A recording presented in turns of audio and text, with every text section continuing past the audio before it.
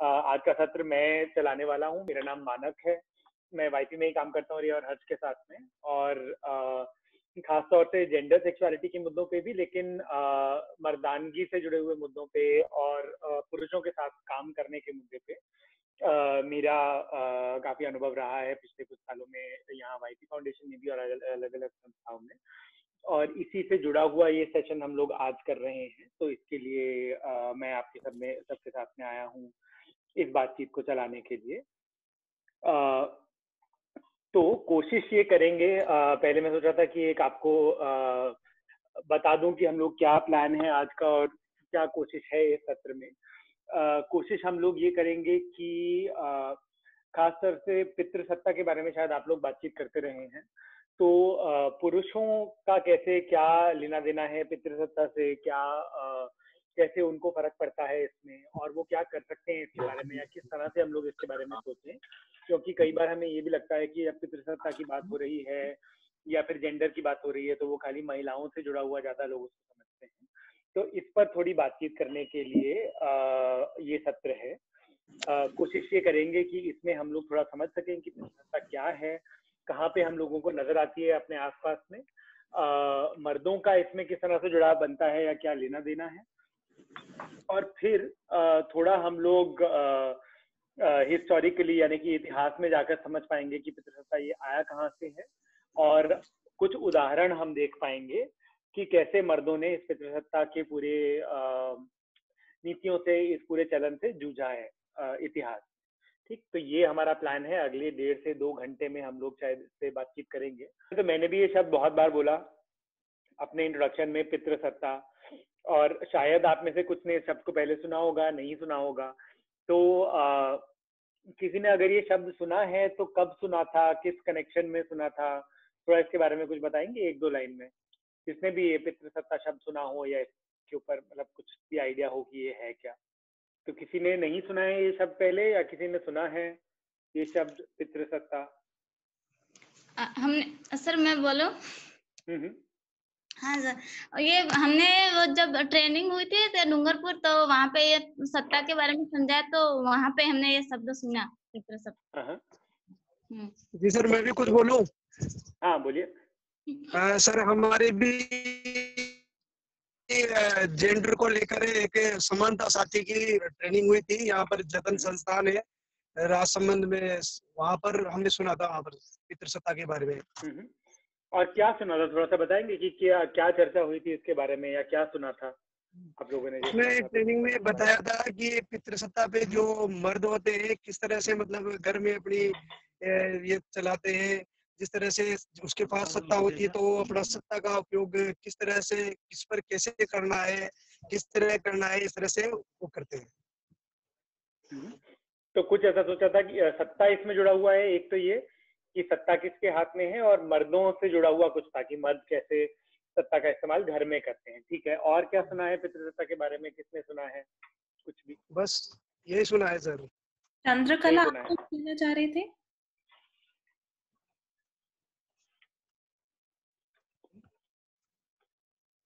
Hello hello बोलो क्या?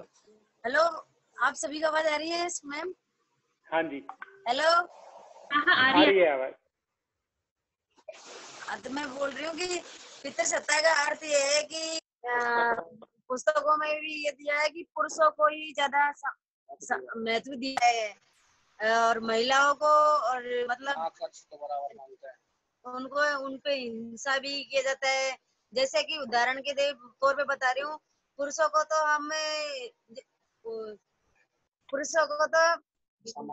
समाज में पुरुषों को अर्पिता मुखिया माना जाता है, और घर का शासन भी वही चलाता है, रहता है पुरुष। और पुरुषों को ही आजादी मिलती है, पालन, शिक्षा, अच्छी शिक्षा, ऊंची शिक्षा, और महिलाओं को घर के लिए जबकि मजबूर किया जाता है, उनको पाबंदी में रखा जाता है। महिलाओं को वो पुरुषों से पूछ के बाहर जा सकती है, ये पितृसत्ता।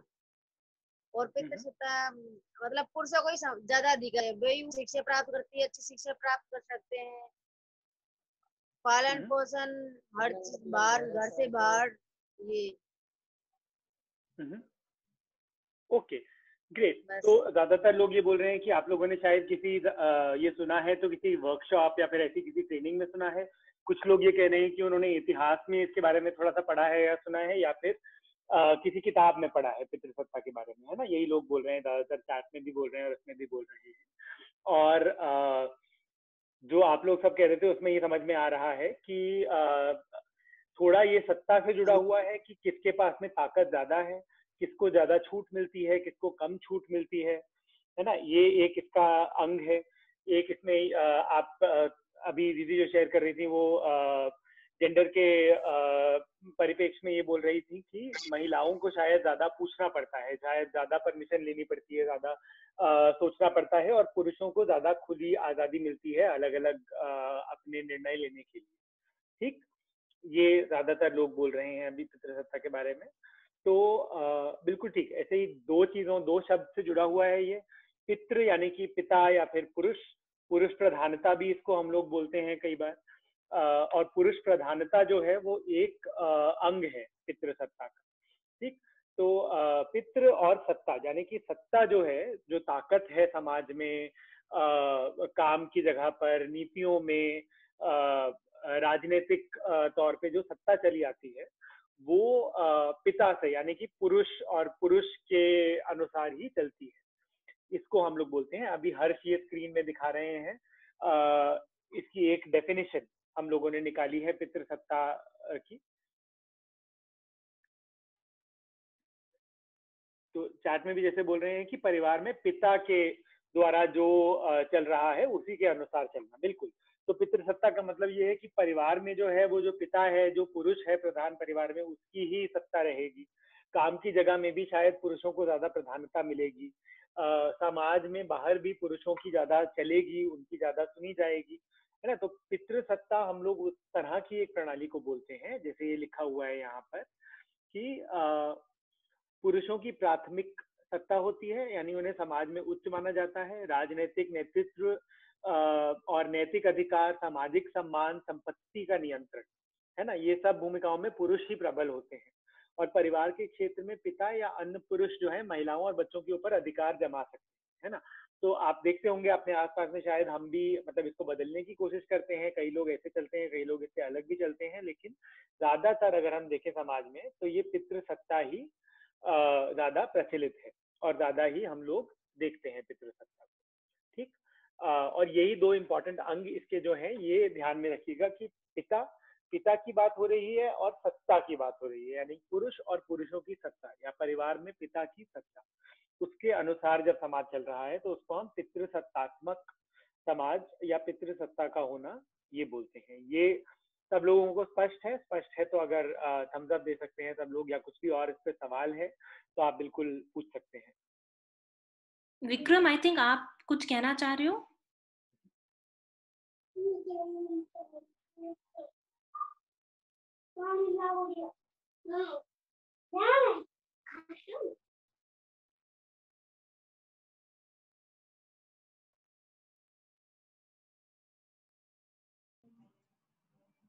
विक्रम, आप कुछ कहना चाह रहे थे? नहीं सर।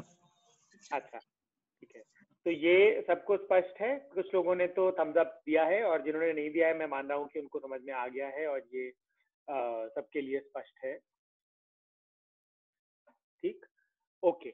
तो मैं सोच रहा था कि एक तो हम लोग ये समझ लेते हैं कि इसकी परिभाषा जो है वो हमने स्क्रीन पे देखी सब लोगों ने, और ये हम आपको भेज भी सकते हैं, इसको नोट करने की जरूरत नहीं है, ये व्हाट्सएप पे भी हम आपको भेज सकते हैं इसके बाद में। परिभाषा याद करने की जरूरत नहीं है, लेकिन इसके कुछ जो अंग है पितृसत्ता के, या कुछ जो कण है अलग अलग जिनसे ये बनी है, उनको समझना जरूरी है। उसके बारे में हम ये बोल रहे हैं कि पुरुषों की प्रधानता होती है, परिवार में शायद पुरुष ज्यादा नेतृत्व की भूमिका में रहते हैं, बाहर समाज में शायद पुरुषों का ज्यादा चलन रहता है। हम लोग ये भी देखते हैं कि राजनीतिक निर्णय लेने में या फिर नेतृत्व की भूमिका में हमको शायद ज्यादा पुरुष नजर आते हैं महिलाओं के मुकाबले, है ना। ये अलग अलग अंग है पितृसत्ता के, ये अलग अलग चीजें हमें नजर आती हैं एक पितृसत्तात्मक समाज में, एक पितृसत्ता में। ठीक, तो ये क्लियर है सब लोगों को। इसके अनुसार ही आगे थोड़ा सा मिलकर सोचने का काम हम लोगों को करना है। ठीक, सबके आसपास में कोई कागज और एक पेन है क्या? आई थिंक ओम कुछ कहना चाह रहे हैं मानव। हाँ, ओम बोलिए।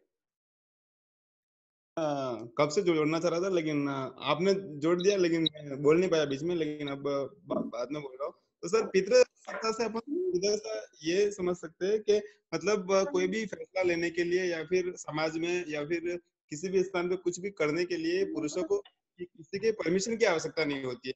यही है इसका मूल अर्थ। किसी से कोई परमिशन मांगनी नहीं पड़ती है इनको, मतलब खुद ही अपने स्तर पे करते हैं ये काम यूं। मतलब पुरुषों को परमिशन नहीं मांगनी पड़ती।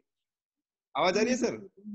हाँ, आवाज आ रही है। तो आपने बोला कि जैसे पुरुषों को परमिशन नहीं मांगनी पड़ती है या किसी को परमिशन नहीं मांगनी?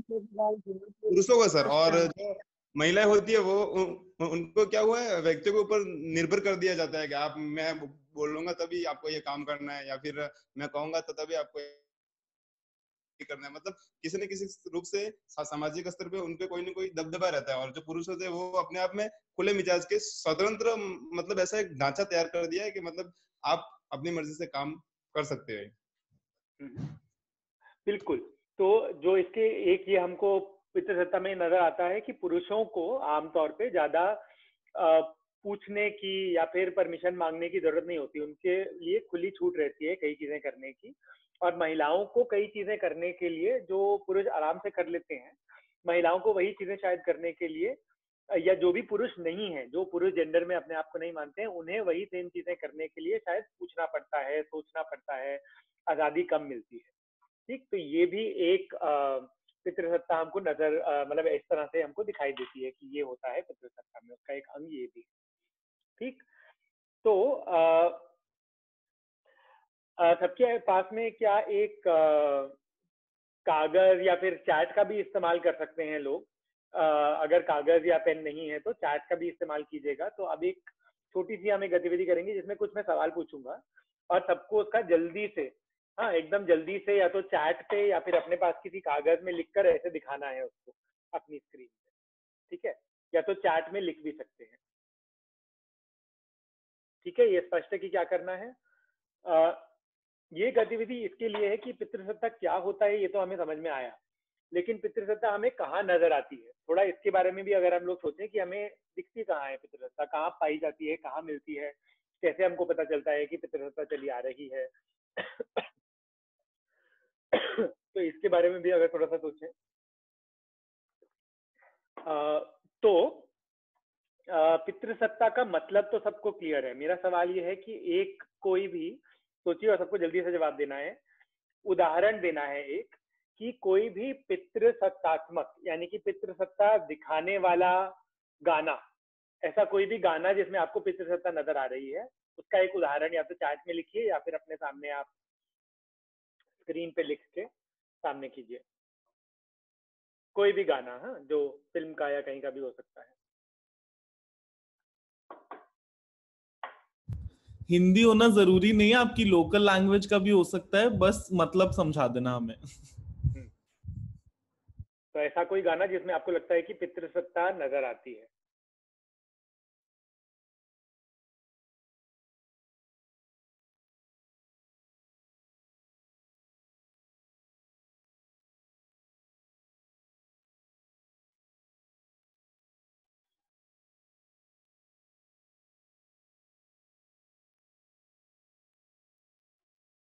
किसी कागज पे लिख के दिखा सकते हैं या फिर आप चैट में भी डाल सकते हैं। अगर आपको कोई भी गाने का नाम जो लगता है लोगों को पता होगा, फिल्म का गाना या लोकगीत या कोई भी गाना जो अपने आसपास में सुनते हैं, आपको लगता है अगर उसमें पितृसत्ता नजर आती है आपको, तो बताइएगा।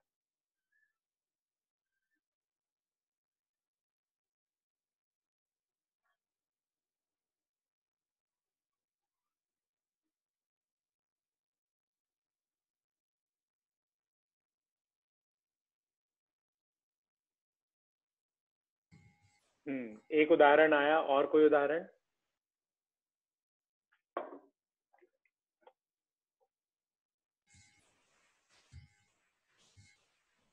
आप सब चैट पर भी लिख सकते हैं, हम लगातार चैट पर नजर बनाए हुए हैं। या किसी को बोलना है तो वो बोल भी सकते हैं।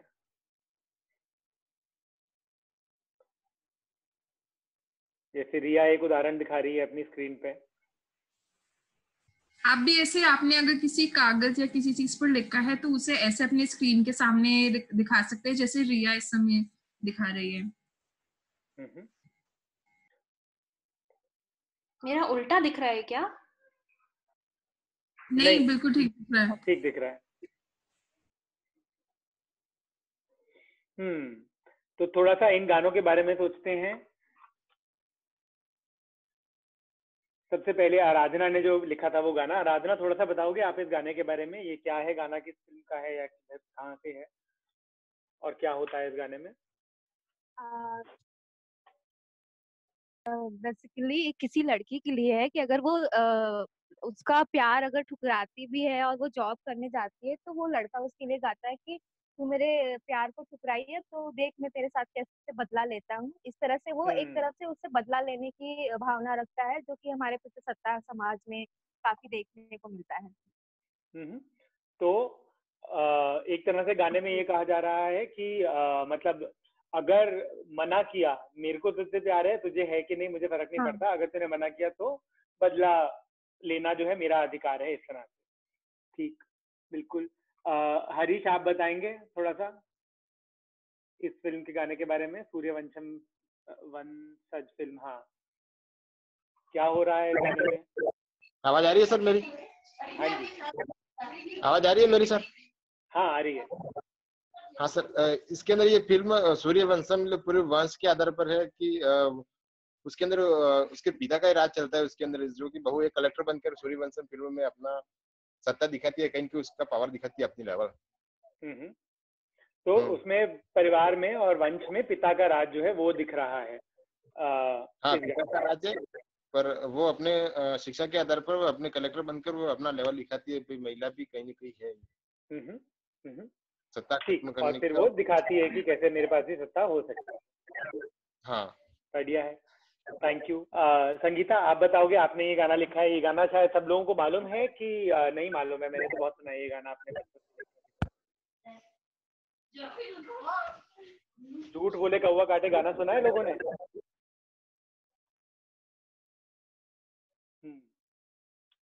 संगीता बताइए, आपको क्या लगता है इस गाने में कहाँ पितृसत्ता या क्यों पितृसत्ता है?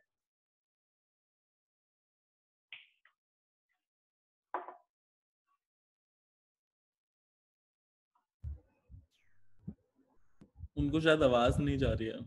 ओहो, किसी और को पूछ लो तब तक। अच्छा, हाँ, एक दो चैट पे भी मैं साइकिल पंचर कर ले अनम्यूट ही नहीं हो पा रही है। तो पता नजर आ रही है कि साइकिल लड़के ही चलाते हैं।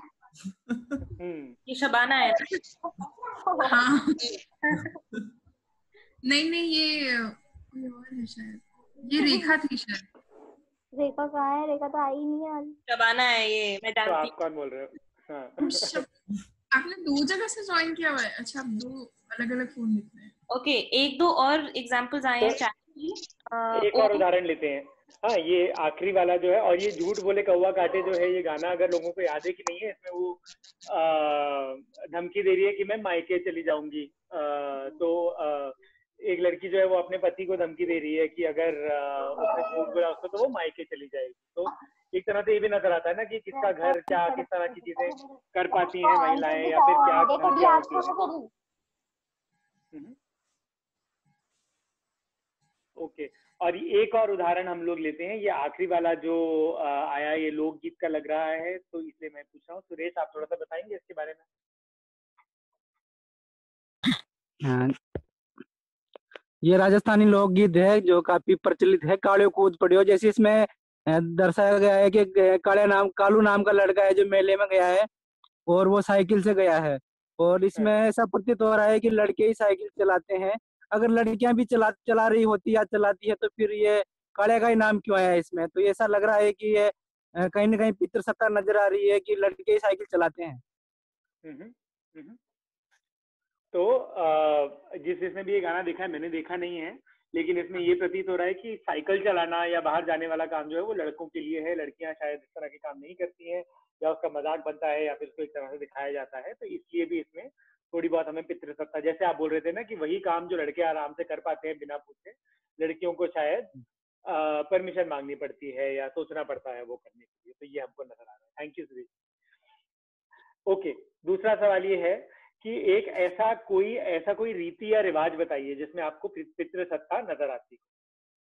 कोई भी रीति या रिवाज जो हम लोग आमतौर पे निभाते हैं जिसमें आपको लगता है कि पितृसत्ता थोड़ी बहुत नजर आती है। आप लिख सकते हैं चार्ट पे या फिर कागज पे लिख के दिखा सकते हैं। सर एक बार दोबारा रिपीट कर दीजिए सवाल।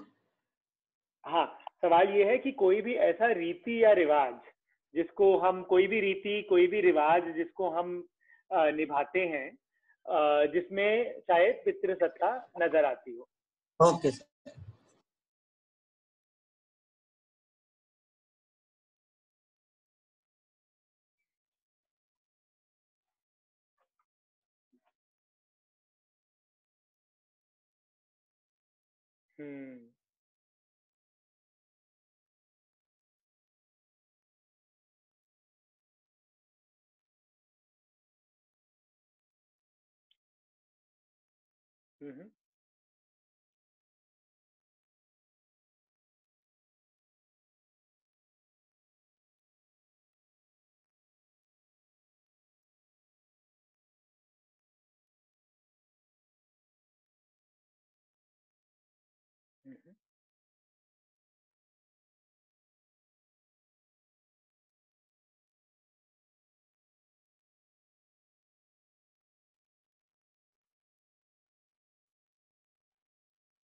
बिल्कुल, मैं वेट कर रहा हूँ थोड़ी और महिलाएं जो हैं वो भी बताएंगी उदाहरण। सब पुरुष तो बता रहे हैं बड़े अच्छे से। हाँ,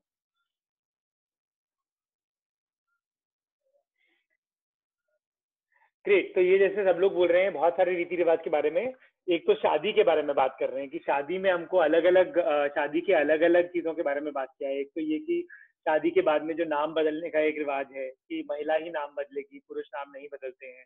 शादी में ये भी रिवाज है कि बारात जो है वो लड़का यानी कि लड़का लड़की को अपने घर लेकर आ जाएगा, ठीक है ना, कि अपने घर से जाना है उसको, अब पति के घर जाना है, पहले पिता के घर में होती थी। तो उसमें भी हमको थोड़ी बहुत पितृसत्ता नजर आ रही है।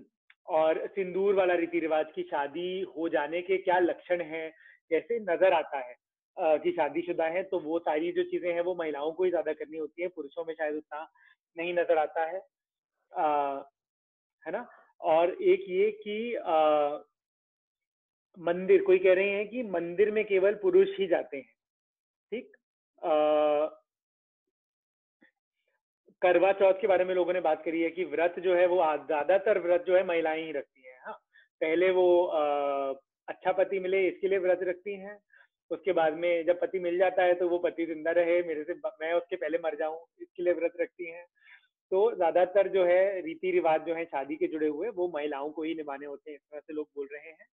और कई लोग ये भी बोल रहे हैं कि अंतिम संस्कार, गुरप्रीत ने एकदम शुरू में बोला था कि अंतिम संस्कार या कई ऐसे रिवाज हैं जो पुरुष ही कर सकते हैं, जो महिलाओं को करने की अनुमति ही नहीं है। तो अंतिम संस्कार जो है वो ये पुरुष प्रधानता या पितृसत्तात्मक परिवार के बारे में जब हमने बात किया था तो बोला था कि वो पुरुष से ही चलता है।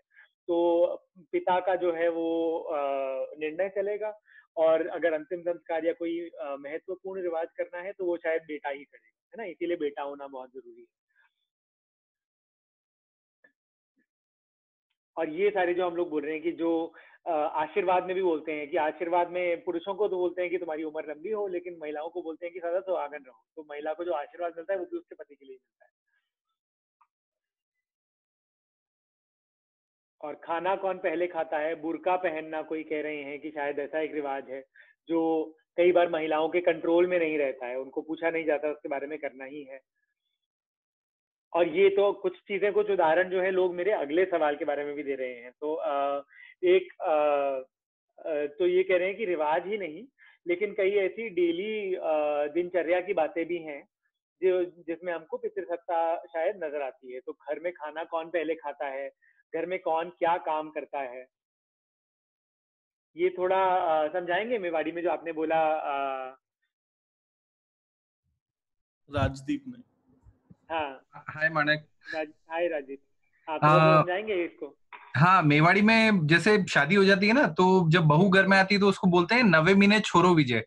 मतलब जब 9 महीने हो जाए शादी के तो तुम्हारे घर पे लड़का हो, तो उसमें ये आशीर्वाद नहीं मिलता कि लड़की हो या कुछ भी हो, बट स्पेसिफिकली बोला जाता है 9वें महीने छोरो विजय।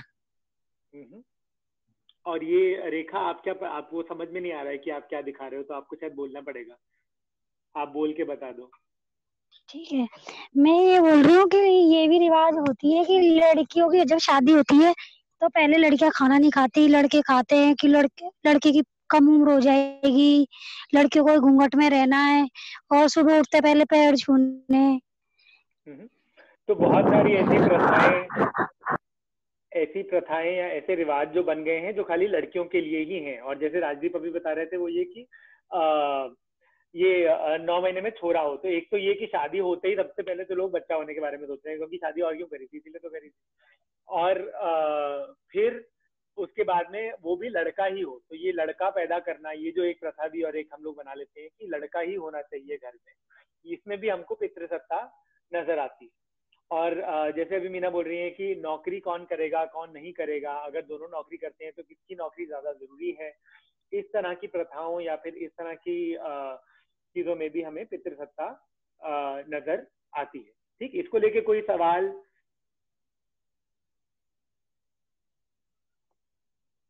किसी का कोई सवाल है तो आप पूछ सकते हैं, नहीं तो हम अगले आखिरी अपने सवाल पर आते हैं।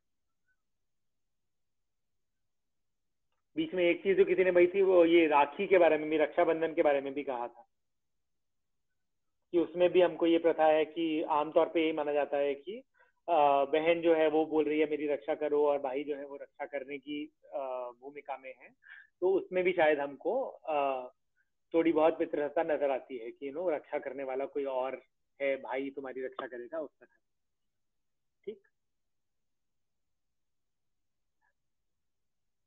तो आखिरी मेरा सवाल है, अब वो हम चैट पे लिखेंगे या फिर बताएंगे, आप वो देख लीजिए, लेकिन मैं सोच रहा था ये एक सवाल बहुत जरूरी हो गया, हम इसको सुनते हैं, शायद बोलने में झेप भी हो सकती है, लेकिन कोई ऐसी गाली जिसमें आपको पितृसत्ता नजर आती है, क्या ऐसी गालियां भी हैं हमारे आसपास में जिसमें गाली में ही या कुछ बोलने में अपशब्द में ही हमको पितृसत्ता ही नजर आती है?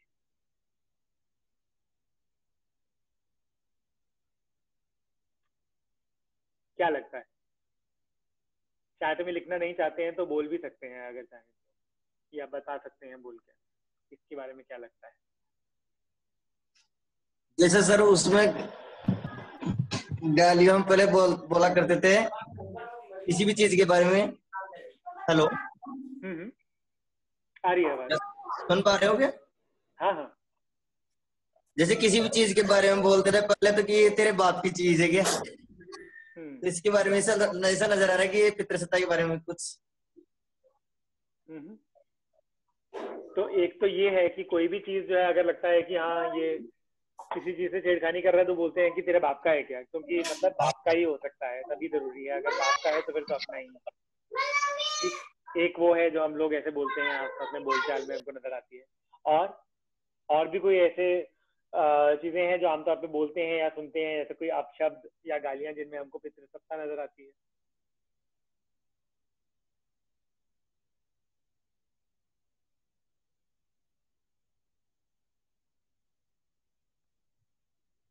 क्या लगता है? पता तो सबको होंगी, शायद बोलने में झेप रहे हैं।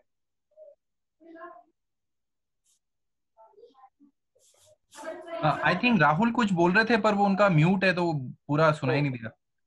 राहुल आप कुछ बोल रहे हैं क्या? आपको अनम्यूट करना पड़ेगा।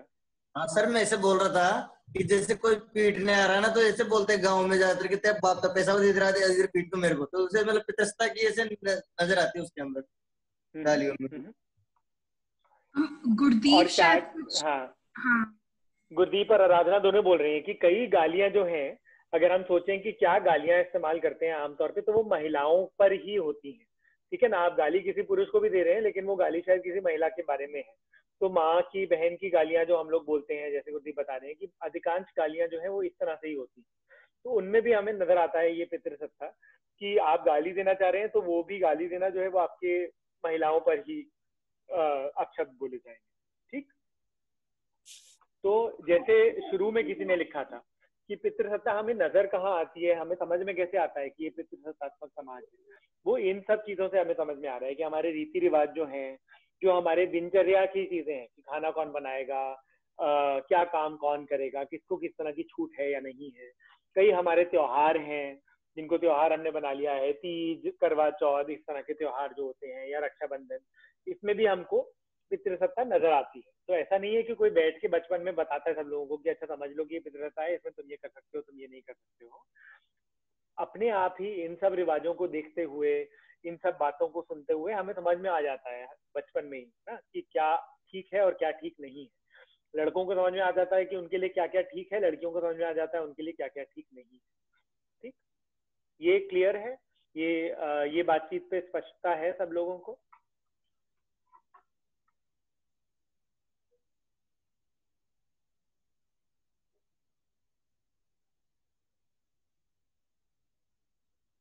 ठीक, तो गुरदीप हैं जिन्होंने खाली थम्स अप दिया है, बाकी सब लोग थम्स अप अगर दे सकते हैं या फिर हाँ दिया। ठीक, ओके। तो एक और चीज जो फिर हम करना चाहते थे इसमें कि थोड़ा ऐतिहासिक तरह से इसके बारे में अगर हम लोग सोच पाए, थोड़ा ये सोच पाए कि कहाँ से आई है पितृसत्ता। अगर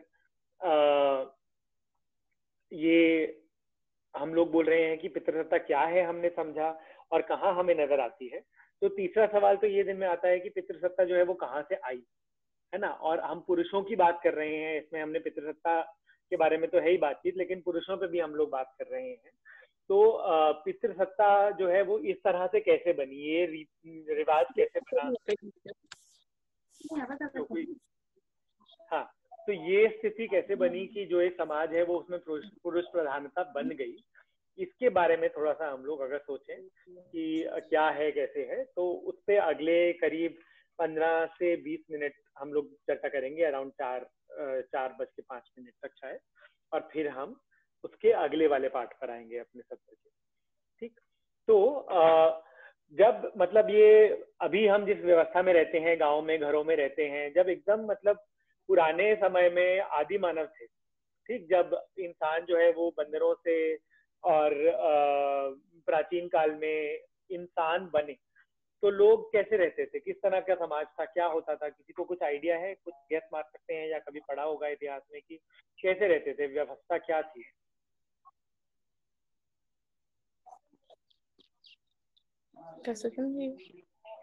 कोई भी बता सकते हैं चैट में, या फिर अपना माइक ऑन करके आप बताइए कि क्या लगता है जब एकदम पुरुष नहीं, सॉरी, इंसान जो है वो बंधनों से शायद जब इंसान बने नए नए, तो उसके बाद में तब ऐसा तो नहीं था समाज, गांव घर वगैरह तो नहीं थे, तो किस तरह से रहते थे लोग, आदि मानव जो है वो कैसे रहते थे, क्या लगता है?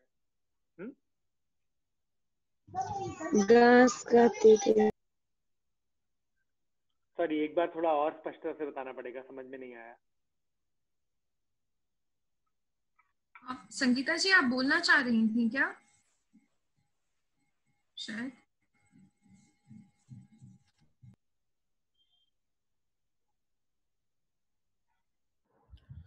सभी लोग म्यूट पे हैं, तो जिसको भी बोलना हो प्लीज अपने आप को अनम्यूट कर लेना। सब एक जैसे रहते थे शायद, ये लिख रहे हैं आराधना कि कपड़े वपड़े शायद एक ही तरह के पहनते होंगे, तो क्या पहनते थे, किस तरह से रहते थे, कहाँ रहते थे, किस जगह में, क्या लगता है? आदि मानव के बारे में जो भी पता है आपको, क्या लगता है कहाँ रहते थे, किस तरह की जगह में? घर नहीं थे, जंगलों में रहते थे, दुनिया कह रही है तो बिल्कुल गुफाओं में, जंगलों में, घर तो नहीं थे, तो इस तरह की जगहों में रहते थे। अब उस तरह की जगहों में रहते थे तो खाते क्या थे, क्या करते थे, खाना किस तरह से होता था, क्या होता था?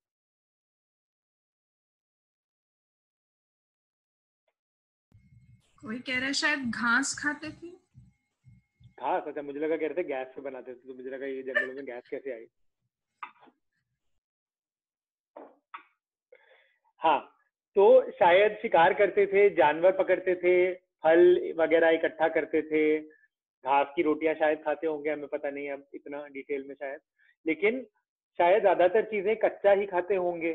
तो क्या जब आदि मानव से अभी तक कि जो पूरी जंगल से जो भी मिलता था, ठीक कह रहे हैं कि कंदमूल जंगल से जो भी मिलता था वही सब लोग खाते थे, ठीक, फूल फल वगैरह इकट्ठे करते थे, शायद शिकार करते थे।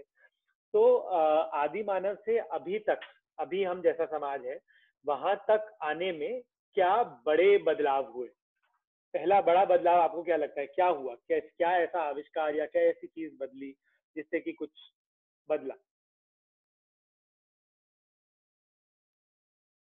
हाँ, बिल्कुल, पत्ते वत्ते या फिर और जानवरों की खाल वाल से शायद बनाते होंगे अपने कपड़े या अपने आप को ढकते होंगे अगर ठंड होती होगी तो।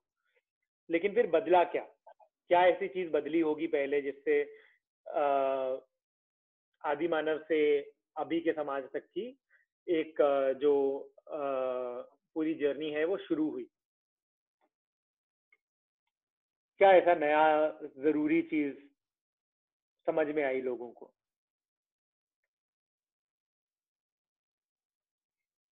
घर बनाकर रहने लगे, तो घर बनाकर क्यों रहने लगे, कब घर बनाकर? उसके पहले भी और चीजें हुई, क्या क्या बदलाव आए होंगे, आपको क्या लगता है? खाना आग का आविष्कार। हाँ बोलिए, क्या बोल रहे हैं? खाना पका के फिर खाने लगे, पहले कच्चा खाते थे मांस वगैरह, तो उसको धीरे धीरे फिर पका के फिर खाना खाने लगे। तो बिल्कुल, तो जैसे अभी बोला कि शायद पहिए का और आग का आविष्कार हुआ, तो आग का आविष्कार हुआ तो फिर ये समझ में आया कि खाना पकाया जा सकता है। हथियारों का आविष्कार हुआ जिससे कि शिकार करना थोड़ा और आसान हो गया, ठीक, तो हथियार बनाने शुरू हुए बहुत पहले पत्थरों के, फिर जब बाद में उनको लोहे जैसे और मेटल को क्या बोलते हैं हिंदी में? लोहा ही बोलता है। लोहा ही बोलते हैं, लोहा तो अच्छा आयरन को होता है, ठीक है। हाँ, तो अलग अलग लोहा जैसे और चीजों का आविष्कार हुआ, तो उसके शायद उन्होंने वो बनाने शुरू किए। अजय किरण नेत्र समूह को लेकर चलना है, इसके लिए दबदबा दिखाना। तो एक चीज पहले ये हुई, जब वो गुफाओं में रहते थे तो कोई अपनी जगह तो नहीं थी, जंगलों में घूमते थे, हर जगह रहते थे, कहीं से कहीं चले जाते थे खाने की तलाश में, ठीक। फिर ऐसा क्या हुआ जो उनको लगा कि एक जगह घर और झोपड़ी बनाने की जरूरत है? क्या हुआ होगा जिससे उनको ये समझ में आया कि हम लोग, क्योंकि जंगल से अगर कटाई करनी है और सामान ढूंढ के लाना है और शिकार करना है, उसके लिए तो उनको घूमते रहना पड़ेगा। तो ऐसा क्या हुआ होगा जिससे उनको ये समझ में आया कि एक जगह झोपड़ी बनानी जरूरी है? आई थिंक शबाना कुछ कहना चाह रही है।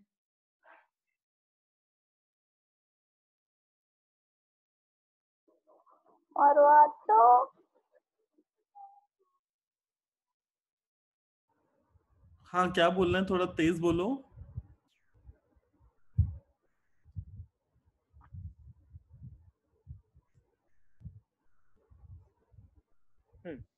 तो ऐसा क्या हुआ होगा, मेरा सवाल ये है, जब मतलब ये पहले लोग घूमते थे इधर उधर, हाँ प्रसव के दौरान दिक्कत का सामना करना पड़ता होगा वो तो ठीक है, लेकिन उसमें तो ये भी हो सकता है कि ठीक है, जब प्रसव चल रहा है उस दौरान शायद गुफा में ही है और बाहर नहीं जा रहे हैं या फिर आराम कर रहे हैं और थोड़ा थोड़ा इधर उधर चल रहे हैं, जब पूरा उनका जो जुट है वो जा रहा है कहीं और तो उनके साथ से जा रहे हैं। तो प्रसव तो आदि मानव के काल में भी था, वो तो उस टाइम भी होता था, तो उन्होंने उसको किसी ना किसी तरह से मैनेज किया। लेकिन ऐसा क्या बड़ा बदलाव आया जो आपको लगता है कि एक जंगल में इधर उधर से घूमने, तो घूमने के लिए उन्होंने एक जगह घर बना के रहना शुरू किया, ठीक, तो जैसे ये कह रहे हैं कि, हाँ बोलिए। सर मैं ये कह रहा था कि जैसे इनको एक जगह रहने की आवश्यकता ऐसे पड़ी कि लोग अलग अलग जगह से आते, तो उनका एक मिलने का या एक निश्चित जगह से कहीं जाना, एक जगह मिलकर के रहना हो गया। इस तरीके से उन्होंने एक जगह पर झोपड़ी बनाना। हाँ, और जैसे एकता चार्ट में बोल रही है कि कुछ जरूरी चीजें ये हुई, एक तो डेफिनेटली जानवरों से बचाव के लिए उन्हें लगा कि उन्हें अलग से एक झोपड़ी बनानी है या कुछ अपने लिए एक सुरक्षित जगह बनानी है, तो वो तो गुफाओं में भी हो सकता है। लेकिन जब खेती का आविष्कार हुआ, जब उन्हें ये समझ में आया कि खाली खाना ढूंढने की जरूरत नहीं है, खाना उगाया जा सकता है, ठीक, तो खेती करने के लिए तो एक जगह पे ही रहना पड़ेगा, खेत तो उठाकर नहीं ले जा सकते अपने साथ में, है ना, जहां जा रहे हैं। तो जब खेती का आविष्कार हुआ और लोगों ने फिर खेती करने के लिए किस तरह की जगह में बसना शुरू किया? खेती करने के लिए जरूरी चीज क्या होती है, क्या होना चाहिए उस जगह में? कुलदीप शायद कुछ कहना चाह रहे हैं।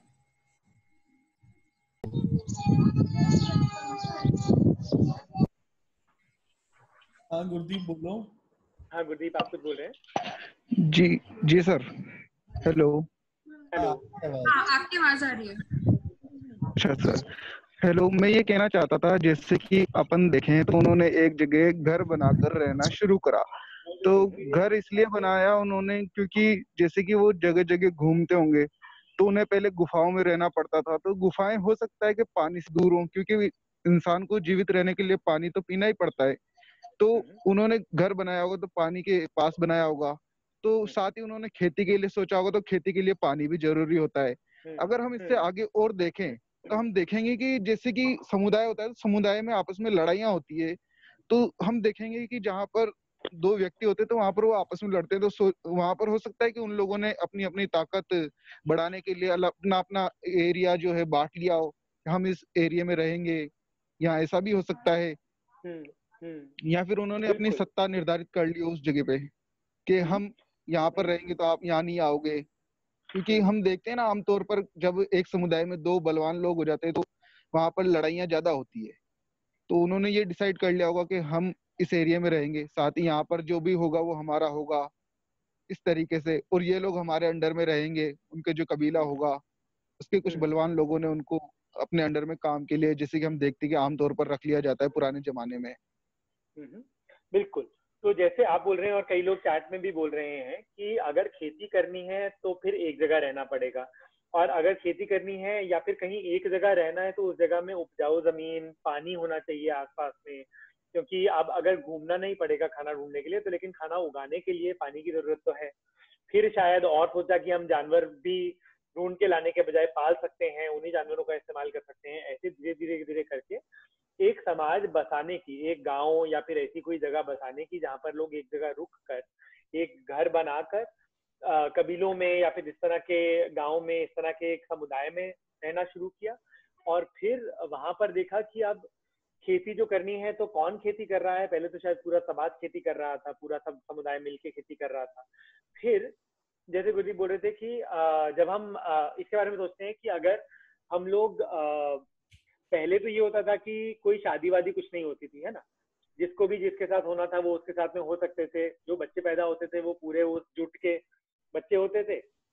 जैसे जानवरों में होता है कि जो भी बच्चे होते हैं वो उस जुट के होते हैं, है ना। और वो घूमते रहते हैं। फिर जब खेत और अपना घर बनाया, अपनी खेती करी, अपने जानवर पालने शुरू किए, तो जब आप को लगा कि आप बूढ़े हो रहे हैं, आपकी उम्र हो रही है, तो आप किसको छोड़ के जाएंगे वो जानवर?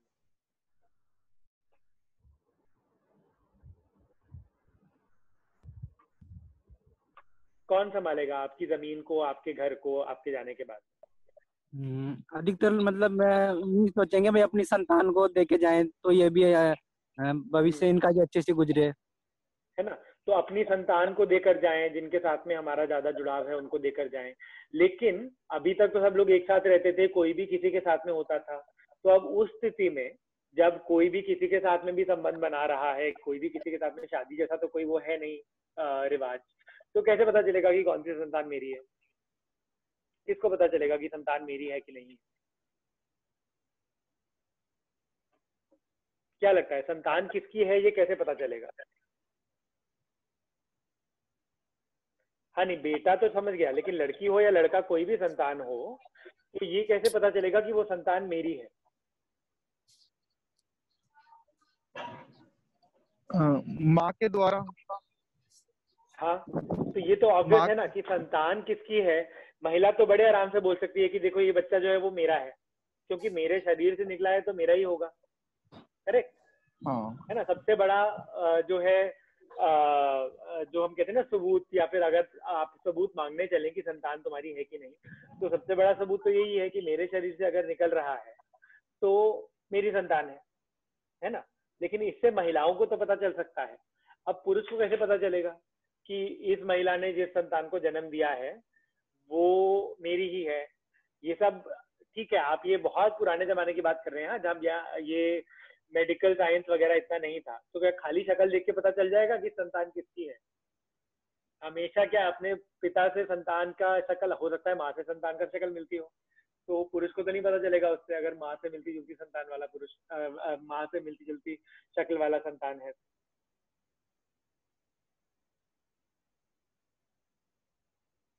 हाँ, शुक्राणु के बारे में तो कोई जानता नहीं था उस वक्त, और ना कोई ऐसा डॉक्टर हॉस्पिटल था जो टेस्ट करके आपको बता देगा कि ये किसकी संतान है।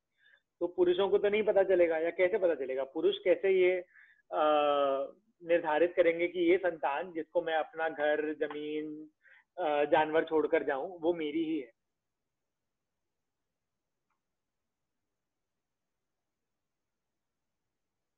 क्या लगता है, कैसे पता चलेगा? अभी के वक्त में सोच लीजिए, पुरुषों को कैसे पता चलता है कि ये संतान मेरी है? महिलाओं को तो पता है, मेरे शरीर से निकली है माने मेरी संतान। पुरुषों को कैसे पता चलता है कि ये संतान मेरी ही है? गुरदीप, आप कुछ कहना चाहते हो? हाँ।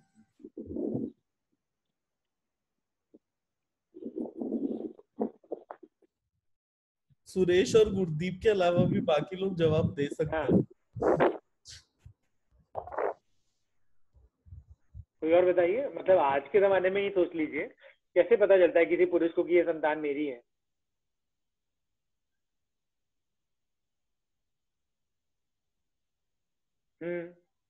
सहवास का समय और बच्चे होने के समय से, तो 9 महीने से कैलकुलेट करो कि 9 महीने पहले किसके साथ सहवास हुआ था। लेकिन ये सहवास जो है वो एग्जैक्ट टाइम तो नहीं है, सेकंड, मिनट, ऐसा तो नहीं होता है।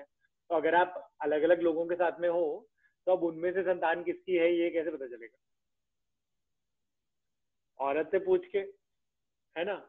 तो ये एक तरीका है कि आप औरत से पूछ सकते हो। लेकिन जैसे हम बोल रहे हैं कि अगर वो महिला जो है बहुत सारे लोगों के साथ में सहवास कर रही है, संबंध बना रही है, और ऐसा कोई टाइम वाइम का इतना ध्यान नहीं है, तो कैसे पता चलेगा कि ये किस पुरुष की संतान है? जैसा अनुवांशिक गुणों के आधार पर पता चला सकता है ना सर? हाँ, सॉरी, समझ में नहीं आया, एक बार दोबारा बताएंगे? आनुवांशिक गुणों के आधार पर भी तो पता चल सकता है। किसके आधार पे? आनुवांशिक गुणों के आधार पर। अनुवांशिक गुण जैसे कि उदाहरण दो। जैसे कि भाई उसका पिता कैसे बोलता था तो वो भी उसी प्रकार से बोल रहा हो, कैसे चलता था उसकी चाल चलन, हर प्रकार से, ऐसे हाव भाव से। हाव भाव तो बड़े होते वक्त संतान को जैसे सिखाओगे वैसे हो जाएंगे। ऐसे थोड़ी हाव भाव लेके थोड़ी पैदा होते हैं। शक्ल तो चलो सर अगर मिलती है तो पता चल जाएगा, लेकिन अगर तो शक्ल जैसे उसका पिता वैसे करता था उसी प्रकार से वो कर रहा हो। हाँ, ऐसा होता है हमेशा क्या कि जैसे पिता करता है सारे बच्चे वैसे ही करते हैं? नहीं, अक्सर करते हैं, मतलब अक्सर ऐसे पहचाना जा सकता है, ये बोलना चाह रहा हूँ।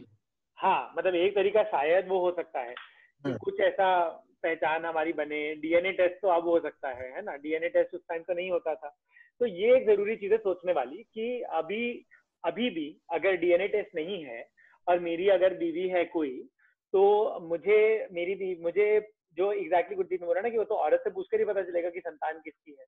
और संतान किसकी है इससे पता चलेगा क्योंकि हमने शादी कर रखी है, तो हम ही दोनों साथ में हैं, है ना? शादी का एक तो कारण यही होता है ना कि आप अब ठीक है, अब हमारा रिश्ता बन गया है, हम किसी और के साथ में सहवास नहीं करेंगे, हम किसी और से संबंध नहीं बनाएंगे, हम एक साथ ही रहेंगे, एक परिवार की तरह रहेंगे। ठीक, तो एक तरह से देखा जाए तो शादी का एक पर्पस तो यही है ना कि अब ठीक है, आप बच्चे पैदा करेंगे तो आपको पक्का रहेगा कि ये बच्चे जो हैं वो मेरे हैं, क्योंकि हम शादीशुदा हैं, हम खाली एक दूसरे के ही साथ हैं और किसी और के साथ में नहीं है। तो ये सिस्टम जो है वो तो अब चल रहा है, ठीक है। हजारों साल पहले आदि मानव से बाद में जब ये गांव बन के थोड़ा इस तरह का, तो कई लोग, और ये एक दो इकोनॉमिस्ट जो हैं, दो अर्थशास्त्र से संबंधित लोग जो थे, कार्ल मार्क्स और फ्रेडरिक एंगल, ठीक है, इनकी एक ये थ्योरी थी और इसके बारे में भी जानकारी हम आपको भेज सकते हैं कि पितृसत्ता जो है, ये 3-4 चीजें जो है एक साथ में ही उभर के आई। प्राइवेट प्रॉपर्टी होना, यानी कि मेरी निजी संपत्ति, ठीक, कि ये मेरा घर है, ये मेरे जानवर हैं, ये मेरी जमीन है, ये मेरा खेत, निजी संपत्ति। और पितृसत्ता, निजी संपत्ति जो है वो मुझे अपने बच्चे को छोड़कर जानी है, अपने बच्चे को छोड़कर जानी है, मतलब ये महिला जो है वो मेरी परिवार में है, मेरे ही साथ रहेगी और किसी और के साथ नहीं रहेगी। क्योंकि अभी भी ये होता है कि जिन समाजों में महिलाएं किसी के साथ भी रह सकती हैं, जो बच्चे होते हैं वो पूरे समाज के ही बच्चे होते हैं, हर घर के बच्चे होते हैं, किसी को नहीं पता, उनको बस ये पता है कि इस समुदाय में किसी पुरुष के वो बच्चे हैं, तो पूरा समुदाय उनकी देखरेख करता है। लेकिन जहां पर ये शादी का सिस्टम बन गया है, जहां पर एक ही व्यक्ति से शादी हो सकती है और उसको ही ठीक माना जाता है, तो वहां पर ये पितृसत्ता जो है और प्राइवेट प्रॉपर्टी और शादी, ये शायद एक साथ ही उभरी हुई प्रथाएं हैं, ये माना जाता है। ठीक, और लगता है कि ये एक दूसरे से जुड़ाव के साथ ही इन प्रथाओं का जो है उपज हुई। ठीक, क्योंकि ये जानना था कि बच्चे किसके हैं, महिलाएं जान सकती हैं, लेकिन अगर संपत्ति पुरुषों को कंट्रोल करनी है तो फिर पुरुषों को जानना है कि मेरा बच्चा कौन है, और मेरा बच्चा कौन है या तो मुझे वो महिला बताएगी, या फिर और मुझे ऐसे ही पता चलेगा कि अगर ये हमारी एक अरेंजमेंट है जिसमें वो महिला किसी और के साथ नहीं, खाली मेरे साथ ही रह रही है, तभी मुझे पता चलेगा कि ये बच्चा जो है वो मेरा। क्लियर है सब लोगों को? इस पे कोई भी सवाल या कोई भी प्रतिक्रिया किसी की, कोई कुछ कहना चाहते हैं या पूछना चाहते हैं?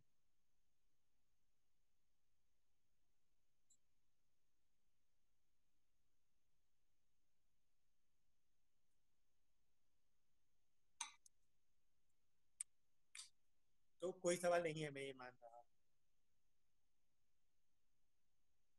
ठीक, और क्योंकि हम पुरुषों की बात कर रहे हैं तो इसमें ये भी जरूरी है समझना कि यहीं पर जहां पे पुरुष निर्णय ले रहे हैं, कंट्रोल कर रहे हैं संपत्ति का और इन सब चीजों का, तो वहीं से पुरुष प्रधानता जो है उसका भी जन्म।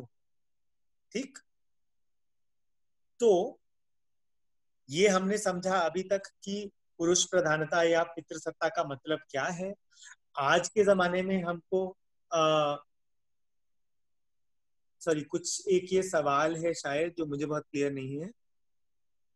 गुरदीप का सवाल है। गुरदीप आप एक बार थोड़ा सा मुझे समझाएंगे कि आपका सवाल क्या है?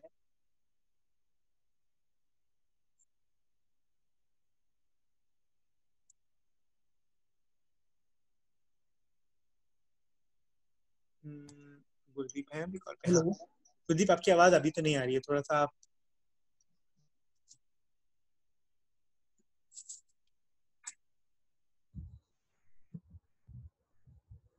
अच्छा नहीं है शायद, मुझे लग रहा था सवाल है।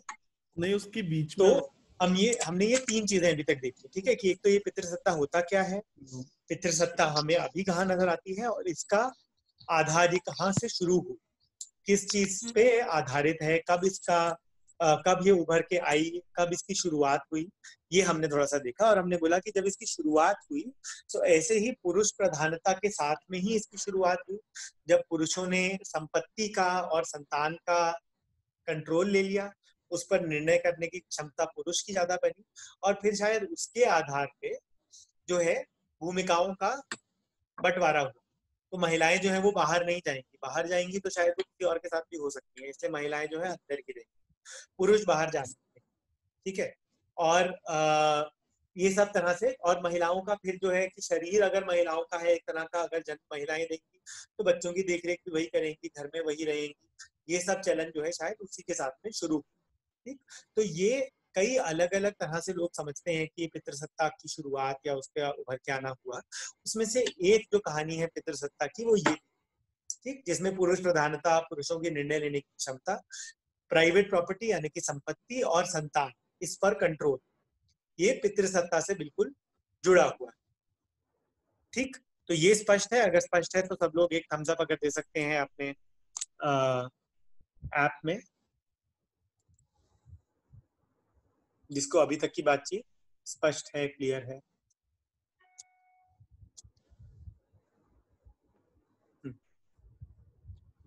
ठीक, तो कुछ लोग जो हैं वो थम्स अप दे रहे हैं साइन अपने उसमें, कुछ लोग अभी शायद वेट कर रहे हैं या सोच रहे हैं।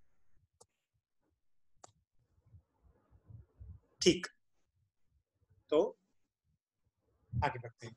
ठीक, तो अभी के बारे में अगर हम लोग सोचना शुरू करें, और अब मैं सबसे बोलूंगा कि अभी के बारे में सोचिए, तो ये पितृसत्ता क्या होता है ये तो हमको समझ में आ गया है। क्या आपके आसपास कोई भी आपको ऐसा उदाहरण मालूम है किसी भी पुरुष का, कोई भी ऐसा पुरुष जो पितृसत्ता को चुनौती दे रहा है या पितृसत्ता से विपरीत या पितृसत्ता के खिलाफ उससे हट के कुछ करते हैं। क्या ऐसा कोई भी उदाहरण आपने अपने आसपास देखा है? थोड़ा सा सोचिए इसके बारे में, और सोच के अभी 5 मिनट लेते हैं, सब लोग सोच सकते हैं थोड़ा सा। अपने आसपास के बारे में ये सोचिएगा कि क्या कोई भी ऐसे पुरुष को आप जानते हैं या उसके बारे में आपने सुना है, उसका उदाहरण देखा है, जो कि पितृसत्ता से हट के कुछ कर रहे हैं।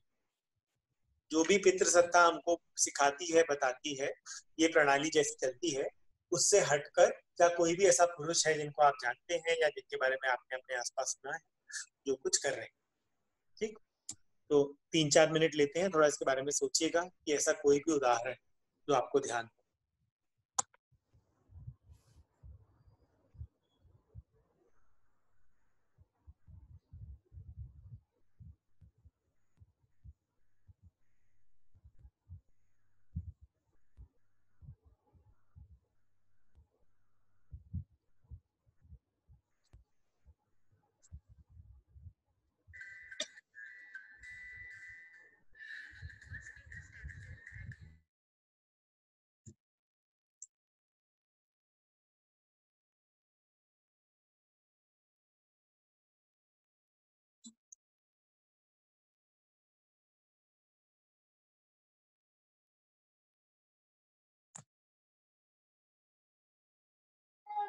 तो जिसको भी कुछ ध्यान में आया, ऐसा कोई उदाहरण शायद समझ में आया हो अपने आसपास, तो अगर वो शेयर करना चाहें, अपना माइक अनम्यूट करके थोड़ा सा बताना चाहें कि उनको ऐसा कोई उदाहरण क्या मालूम है अपने आसपास।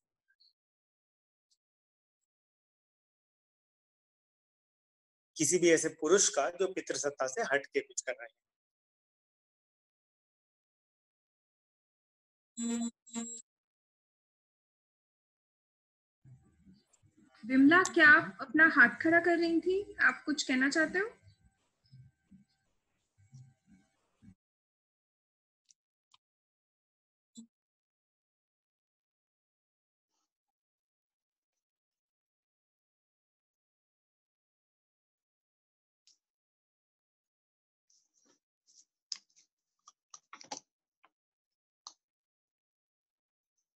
शायद लोग चैट में अभी टाइप कर रहे हैं तो थोड़ा सा समय लग रहा है। हाँ, ठीक है।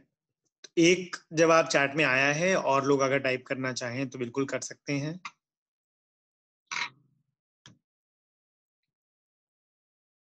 जब तक लोग टाइप कर रहे हैं, मैं पानी लेकर आ जाता हूँ अपने लिए 1 मिनट में।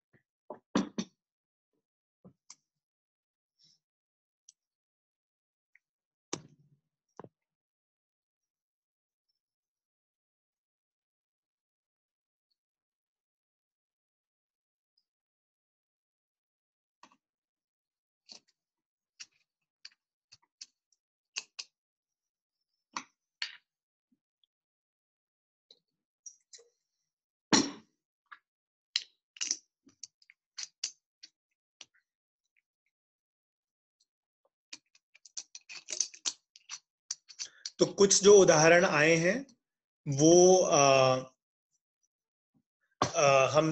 मैं बताता हूँ। जो लोग चैट देख पा रहे हैं उन्होंने देखा होगा, जो नहीं देख रहे हैं उनके लिए मैं पढ़ देता हूँ। तो आराधना जैसे कह रही है कि उनका एक दोस्त है जिसने अपनी जाति से दूसरी जाति की लड़की से शादी करी, और ये भी एक तरह से पितृसत्ता को चुनौती देना ही है। और इस पे हम लोग आएंगे, इसमें थोड़ी बातचीत हम और थोड़ा व्यवस्थित ढंग से करेंगे कि ये भी पितृसत्ता को एक चुनौती है, और उसकी वजह से उसके साथ में शायद हिंसा भी हो। ठीक, तो जाति व्यवस्था जो है ना, वो भी हम लोग इस पे थोड़ा सा और बात करेंगे। आगे भी किसी ने उदाहरण दिया है, हरीश ने, कि ब्राह्मण जाति के लोग निचले समुदाय के लोगों के साथ में बैठना व शादी करना, ये भी एक पितृसत्ता को चुनौती है ना। और भी लोग कह रहे हैं कि ये, तो जाति इतनी जरूरी क्यों है? आपको क्या लगता है, जाति से बाहर शादी करना पितृसत्ता को चुनौती क्यों है? ये कोई अगर बताना चाहे, माइक ऑन करके बताएं प्लीज, सब लोग सुन पाएंगे। क्योंकि हमारी जो जाति है उसमें हमेशा बचपन से ही बताया जाता है कि हम जिस जाति से हैं उसी जाति में शादी करनी चाहिए, और यहाँ तक कि हमें डेली का डेली उस बात को दोहराया भी जाता है और बताया भी जाता है। तो अगर हम अपनी जाति से छोड़कर किसी अपने जाति से नीचे जाति के लोगों के साथ शादी करते हैं, तो वो हमारे लिए पितृसत्ता पे बहुत बड़ी सवाल खड़ा कर देता है, और शायद ये हमारा समाज एक्सेप्ट भी नहीं करता है कि हम जिस जाति से हैं उसी जाति में शादी करना है। तो आप लोगों ने शायद बाबा साहब अम्बेडकर का नाम सुना होगा। तो ठीक है, थैंक यू राजदीप।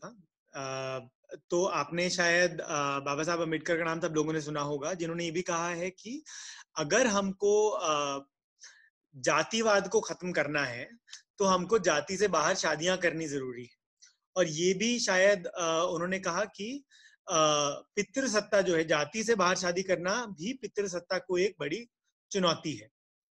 और वो इसलिए क्योंकि ये जातिवाद जो है कई समुदाय में, खास करके भारत और साउथ एशिया के समुदायों में, पितृसत्ता के साथ में जाति व्यवस्था जो है वो जुड़ गई कि ठीक है, पितृसत्ता तो हमको चलानी ही है, लेकिन पितृसत्ता के अंदर भी अलग अलग जाति की व्यवस्था को हमको बरकरार रखना है। तो ब्राह्मण जो है वो ब्राह्मण से ही शादी करेंगे, दलित दलितों में ही शादी करेंगे, जो अपने आप को क्या नाम है राजपूत बोलते हैं वो राजपूत जाति में ही शादी करेंगे। इस तरह की व्यवस्था भी बड़ी रहेगी। ये भी एक तरह से जो हम संपत्ति की बात कर रहे थे ना, ये उसी लिए है कि संपत्ति का जो चलन है वो अपनी जाति में ही रखना।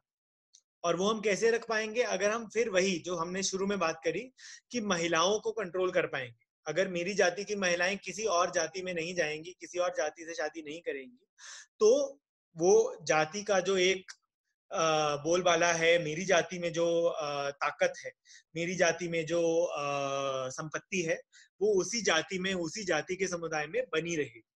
और जैसे हम बहुत सारे उदाहरण देखते हैं कि कई जाति दलितों को तो जैसे जमीन पर नियंत्रण रखने का हक ही नहीं मिलता है ना। ये पुरानी प्रथा चली आती है कि जो जमीन है, दलित लोग जो है वो जमीन के अधिकार नहीं होता, उनको जमीन नहीं रखनी दी जाती, जमीन का हक उनको नहीं मिलता है। तो इससे क्या होगा कि जाति में ही शादी करने के साथ साथ में हम लोग अपनी जाति के अंदर ही अपना जो है संपत्ति और अपनी जाति का वर्चस्व जो है वो बना कर रखेंगे। इसी तरह से धर्म के आधार पर भी एक वो चलन चला आ रहा है कि हम जो है अपने ही धर्म में शादियां करेंगे, अपने ही धर्म के अंदर ही महिलाओं का मूवमेंट अलाउ करेंगे। और उससे क्या है, हमारे धर्म का जो बोलबाला है, हमारे धर्म का जो संपत्ति है, वो हमारे ही धर्म में रहेगी। तो ये सब बहुत सारी प्रथाएं, बहुत सारी और जो है प्रणालियां बन गई जिनसे पितृसत्ता का कंट्रोल जो है वो रखा जा सकता है। और हर एक प्रणाली में यही होता है कि कंट्रोल जो है वो महिलाओं के ऊपर ही। तो आप हर धर्म में, हर जाति में देखेंगे किस पे कंट्रोल करना है। महिलाएं जो है वो अपने घर से बाहर ना जाएं, अपनी जाति से बाहर शादी ना करें, जो है बाहर मंदिर जाने का हक किसको है, किसको नहीं है, मस्जिद जाने का हक किसको है, किसको नहीं है, ये सब जेंडर के आधार पर, पुरुष प्रधानता के आधार पर कंट्रोल किया जाता है। ठीक। और भी बहुत जरूरी उदाहरण जो लोग दे रहे हैं, चार्ट में बोल रहे हैं, वो ये कि किसी ने जो है, कोई जानते हैं उनके पड़ोसी जो दहेज प्रथा पर रोक लगा दी अपने घर। ये दहेज प्रथा भी एकदम पितृसत्तात्मक प्रथा है, जिसमें दहेज जो है वो पुरुष को मिलता है ना। तो वो जो है एक प्रथा को, उसका विरोध करना, वो भी एक जरूरी चुनौती है पितृसत्ता को। फिर एक उदाहरण ये भी आ रहा था कि अपनी ताकत, जो पुरुषों को ताकत मिली है किसी को, उससे और लोगों की ताकत को और बढ़ाना। यानी कि जैसे एक उदाहरण आया था कि किसी ने खुद घर पे, किसी पुरुष ने खुद घर पे रहते हुए अपनी जो है बीवी को, उनके नौकरी को ज्यादा प्राथमिकता दी, उनको बोला कि आप जाके नौकरी करो, मैं घर पे रुकूंगा और परिवार को संभालने का काम करूंगा। ये हम बिल्कुल नहीं देखते हैं अपने समुदाय में, बहुत कम हमको ये दिखाई देता है अपने आसपास में। और ये भी पितृसत्ता को एक बहुत बड़ी चुनौती है, क्योंकि पितृसत्ता हमें क्या कहती है, क्या भूमिकाएं मिलती हैं। पुरुष की क्या भूमिका है पितृसत्ता में, कि आपको जाना है, पैसे कमाना है, नौकरी करनी है और परिवार की देखरेख करनी है। और महिला की भूमिका है कि आपको घर संभालना है। उसको चुनौती देना भी पितृसत्ता को चुनौती देने का एक जरूरी तरीका है। ठीक, तो आपको क्या लगता है, जब हम पुरुष और पितृसत्ता की बात कर रहे हैं इन उदाहरणों से, तो पितृसत्ता में पुरुष पर किस तरह का दबाव या किस तरह के पुरुष के लिए क्या बोलती है पितृसत्ता की? एक पितृसत्ता में पुरुष की क्या भूमिका है, पुरुष को क्या करना चाहिए?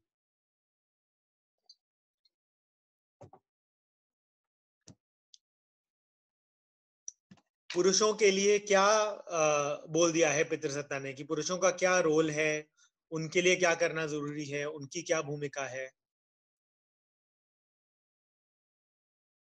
एक पितृसत्तात्मक समाज में या एक पितृसत्ता की प्रणाली में? पुरुषों को क्या करना होता है?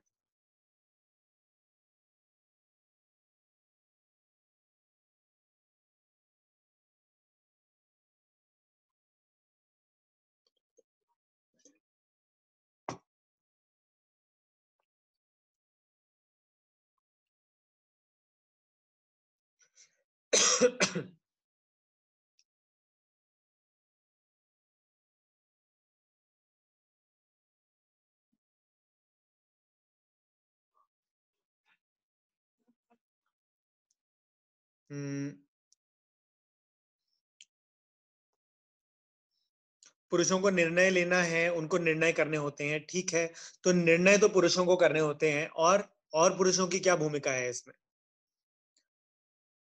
पितृसत्ता क्या बोलती है कि पुरुषों को क्या करना है?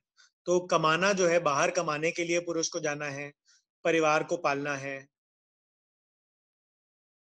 तो ये बोलती है कि अगर तुम तभी मर्द हो, अच्छे मर्द या ठीक मर्द तभी हो जब तुम बाहर जाकर पैसे कमाओगे और घर के काम नहीं करोगे, खाना नहीं बनाओगे, जैसे गुरप्रीत बोल रहे हैं। फिर ये बोलती है कि पुरुषों को रोना नहीं चाहिए, तो पुरुषों को जो है वो बहुत भावुक नहीं होना चाहिए, सब कुछ अपने कंट्रोल में रखना है। तो पुरुष को है जो है सब पे निर्णय, सब पे अपनी जो है वो जमा कर रखनी है, अपना कंट्रोल, है ना। तो जो भूमिकाएं तय कर दी हैं, जैसे सब लोग बता रहे हैं कि पुरुषों को बाहर के काम करना, परिवार का पालन करना, ये सब प्रेशर जो है पुरुष के ऊपर है। और अच्छी महिला बनने के लिए परिवार की देखरेख करना, परिवार का पालन करना, ये सब करना, मतलब बच्चों को संभालना, वो सब काम जो है वो महिलाओं के। तो ऐसा नहीं है कि पितृसत्ता खाली महिलाओं को बता रही है कि आपको क्या करना है, उसने सबके लिए ये डब्बे तय कर दिए। ये डब्बों के ऊपर शायद हमने अपनी ट्रेनिंग में भी बात करी है कि पितृसत्ता में क्या है कि ये बाहर के काम, इस तरह का जो डब्बा है कि पुरुष को हमेशा एकदम मतलब कठोर होना है, उसको एकदम ताकतवर होना है, उसको एकदम बिना डर के रहना है। जब कोई भी विपत्ति आएगी अपने परिवार को, अपने समाज को, अपने देश को, जब कोई खतरा आएगा तो पुरुष को ही आगे जाना है उस खतरे से लड़ने के लिए, उससे जूझने के लिए, है ना। ये सारी चीजें जो है पुरुषों के लिए बता दी गई है ना। और पितृसत्ता में हमने क्या बोला कि महिलाएं जो हैं वो एकदम संपत्ति की तरह है। जैसे हम देखते हैं प्रथा में कि जो बारात है, बारात में आपको महिला को लेकर अपने घर आना है ना। तो ये है कि पुरुषों का काम उसमें क्या है कि जब कोई आपके टीवी या आपकी बीवी पे कोई संकट आए तो फिर आपको उसकी रक्षा करनी है। तो आपकी बीवी जो है, आपके घर की महिलाएं जो हैं वो भी आपकी संपत्ति की तरह हैं, और सबकी रक्षा, देखरेख, देखभाल करना जो है वो पुरुष का काम है। ये पितृसत्ता ने हम सबको बता दिया है ना। तो इसीलिए अगर हम चाहते हैं भागीदारी हो, जैसे गंगा भी बता रही हैं, अगर हम चाहते हैं कि परिवार में भागीदारी हो, पुरुष पर भी शायद इतना इस तरह का दबाव ना हो और महिला पर भी इस तरह की रोक टोक, इस तरह का दबाव ना हो, तो इसके लिए खाली महिलाओं को ही नहीं, पुरुषों को भी पितृसत्ता को चुनौती देना बहुत जरूरी है। बस इसके तरीके जो हैं वो अलग अलग हैं, जैसे कि हम देख रहे हैं, और आपके उदाहरणों से हम लोग देख सकते हैं कि पितृसत्ता में क्या है, ज्यादा सत्ता और ज्यादा ताकत तो पुरुष के पास में है ना, है कि नहीं? अगर लगता है आपको कि ज्यादा, किसके पास है ज्यादा ताकत, पुरुष के पास है, महिला के पास है? ये तो क्लियर है, हमने पहले बातचीत करी थी कि पितृसत्ता में ज्यादा ताकत जो है वो पुरुषों को ऑटोमेटिकली मिल जाती है। ये ठीक है कि शायद ब्राह्मण पुरुष के पास में दलित पुरुष से ज्यादा ताकत है ना, या फिर राजपूत पुरुष के पास में कुम्हार पुरुष से ज्यादा ताकत है। एक अमीर पुरुष के पास में गरीब पुरुष के मुकाबले ज्यादा ताकत है। आज के देश में एक हिंदू पुरुष के पास में एक मुस्लिम पुरुष से ज्यादा ताकत है ना। तो ये बहुत सारी अलग अलग चीजें जो है हमें ताकत ज्यादा देती हैं या हमारी ताकत को कम करती हैं। लेकिन अगर जेंडर के आधार पे देखा जाए तो पितृसत्ता में ज्यादा ताकत जो है वो पुरुषों के पास में रहती है, महिलाओं के पास में शायद निर्णय लेने की क्षमता या ताकत कम होती है। तो हम देखते हैं जब महिलाएं पितृसत्ता को चुनौती देती हैं तो वो आती हैं आगे और अपनी ताकत को बढ़ाती हैं, है ना।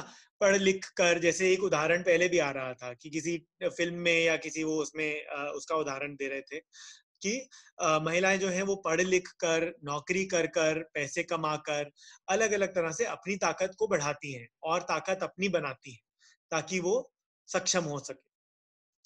और पुरुषों को क्या करना होगा ऐसे में पितृसत्ता को चुनौती देने के लिए?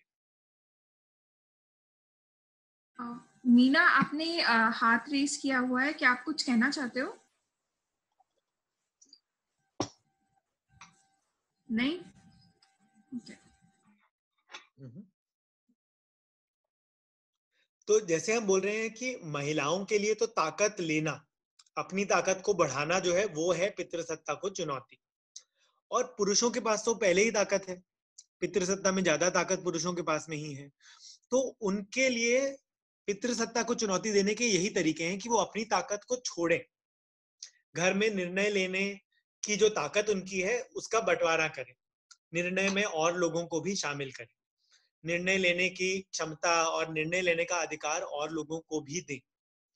अगर पुरुषों को ऑटोमेटिकली नेता बना दिया जाता है तो वो नेता होने का हक और नेता होने की या नेतृत्व करने की जगह जो है वो उन लोगों के लिए छोड़े जो पुरुष नहीं है।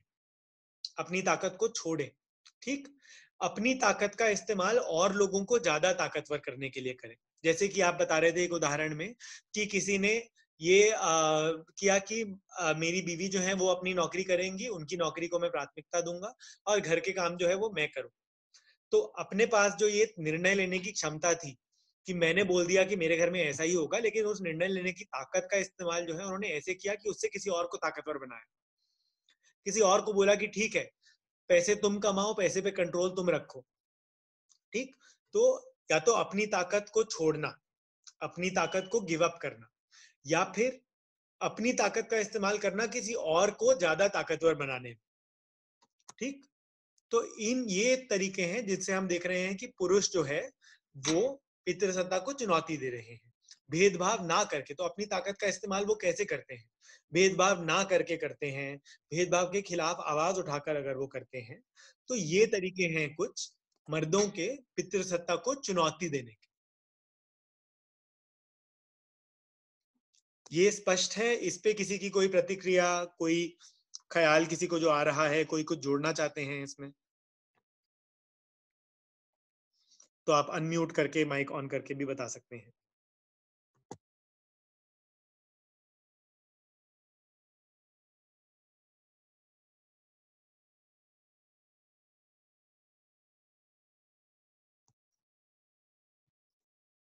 ठीक, सब लोग चुप हैं तो मैं समझ रहा हूँ कि कोई नहीं कुछ जोड़ना चाहते हैं।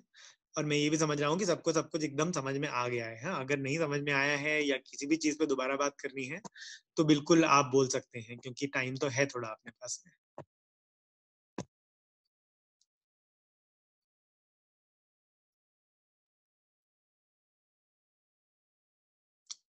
ठीक, तो फिर आगे बढ़ते हैं। आखिरी पार्ट जो है अपने सत्र के आज का, हम ये देखना चाहते थे कि अभी तक हमने क्या किया। अभी तक हमने ये समझा कि पितृसत्ता क्या है, फिर हमने ये समझा कि पितृसत्ता में मर्द कहाँ हैं और महिलाएं कहाँ हैं, या पुरुष कुछ बोल रहा है। सॉरी, हाँ बोलो। हेलो। आवाज आ रही। अच्छा, तो भैया मैं ये कहना चाह रहा था, जब अपन एक बात कर रहे थे कि जो आदि मानव थे वो घर बनाकर रहते थे, फिर वो लोग अपन आपस में शादियां करते थे, तो वहां पर अपन ने देखा था कि पहले ऐसा कुछ होता ही नहीं था कि भाई कोई शादी नहीं होती थी, कौन किसका बच्चा है ये अपन को पता नहीं लगता था।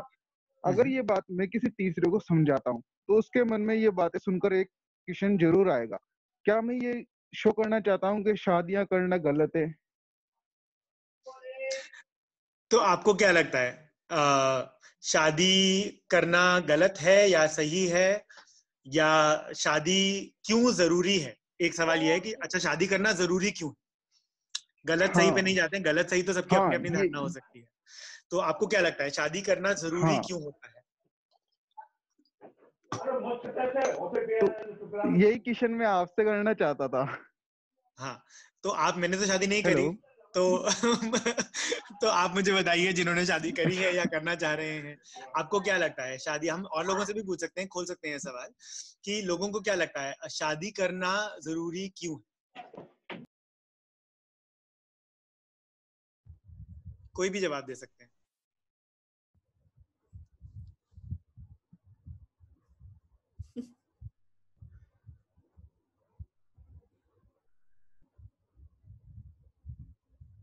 अगर कोई बोल रहा है तो याद रखिए कि आप म्यूट पे हैं, तो प्लीज अनम्यूट कर लीजिएगा बोलने से पहले। हाँ, बोल रहा था कि शादी करना तो जरूरी है ही सही, शादी के बिना क्या है? नहीं, क्यों जरूरी है? लेकिन जरूरी है तो आपने बोल दिया, लेकिन अब मुझे कोई वजह तो बताइए ना। नहीं सर भाई, जैसे बूढ़े होंगे तो अपने बच्चे भी होंगे, बच्चे होंगे तो खाना वाना कौन देगा बुढ़ारे में? तो बच्चे होंगे तो देंगे ना, इसलिए भी जरूरी है। तो बच्चे तो शादी के बिना भी हो सकते हैं। बच्चे शादी के बिना होंगे तो फिर अपने कौन रखने देगा? बच्चों को घर वाले रखने देंगे कि जूते मारेंगे? तो घर वाले शायद मानेंगे नहीं, तो शादी इसलिए जरूरी है क्योंकि घर वाले नहीं मानेंगे। हाँ, तो अच्छा, अगर घर वाले मान जाए तो फिर चलेगा शादी ना करना? क्या सर? अगर घर वाले मान जाए, बोले कि ठीक है हमें फर्क नहीं पड़ता, तो क्या ठीक रहेगा शादी ना करना? नहीं तो सर घर वाले मान जाएंगे, लेकिन फिर समाज वाला नहीं मानेंगे। समाज भी तो उंगलियां उठाती है ना। तो समाज उंगली उठाएगा, तो समाज तो ये तो समझ में आ रहा है आपकी बातों से कि शादी करना जो है वो एक सामाजिक प्रथा बन गई है, हमारे समाज में उसको मान्यता है और सबको बोलते हैं कि शादी तो करना ही है। एग्जैक्टली जैसे आपने बोला कि बोलते हैं तो शादी तो करनी ही है, इसमें सवाल क्या है ना? लेकिन क्या हमने कभी ये सोचा है कि क्यों करनी? मतलब समाज नहीं मानता है, इसको अगर हटा दें तो आपको कोई मुझे बताइए कि क्या आपको ऐसी वजह नजर आती है समाज के ना मानने के पीछे कारण क्या है? क्या वो कोई लॉजिकल सोचा समझा कारण है, या फिर वो इसीलिए है क्योंकि बोल दिया है? क्या लगता है आपको? तो समाज के नाम मानने के पीछे क्या कोई ऐसा सोचा समझा कारण है जिसकी वजह से समाज में ये कहा जाता है कि शादी करना तो जरूरी है? एकता कह रही है सोशल सिक्योरिटी के लिए करना जरूरी है। सोशल सिक्योरिटी के लिए, है ना? तो सोशल सिक्योरिटी का मतलब यह है कि समाज में मान्यता, जैसे सब लोग बोल रहे हैं समाज में मान्यता होनी चाहिए आपको। अभी क्या है, हमारे सिस्टम जो है समाज के वो शादी के अनुसार बन गए हैं, है ना? तो आपने अगर शादी करी है किसी से तो आप साथ में प्रॉपर्टी रख सकते हैं। अगर मैं किसी के साथ में रहता हूं तो है ना, तो ये एक वो बन गया है कि आप प्रॉपर्टी साथ में रह सकते हैं। अगर मैं मर जाऊंगा तो मेरी प्रॉपर्टी या जिस घर में हम रहते थे वो शायद मेरे बीवी के पास में जाएगा। हमारे जो बच्चे हैं एक शादी से जो हैं उनको शायद बहुत जद्दोजहद नहीं करनी पड़ेगी। अगर हम मर जाएं या हमारे कुछ हो जाए हमको, तो जो प्रॉपर्टी है जहाँ पर एक परिवार रहता था वो ऑटोमेटिकली लोगों को लगेगा कि हाँ इनके बच्चों को दे दो, इसमें मान्यता मिलेगी। ठीक है, तो सोशल सिक्योरिटी, इस तरह के कानून, इस तरह के नियम जो हैं वो बन गए हैं शादी के आसपास। तो जैसे गंगा कह रही है कि शादी हमारा अधिकार है, बिल्कुल ठीक। तो शादी करना जो है आज की डेट में हमारा अधिकार है। क्या सब लोगों को ये अधिकार बराबरी से मिलता है?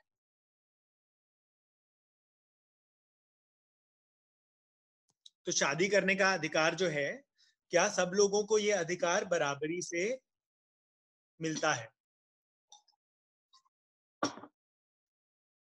नहीं। तो किसको नहीं मिलता है ये अधिकार?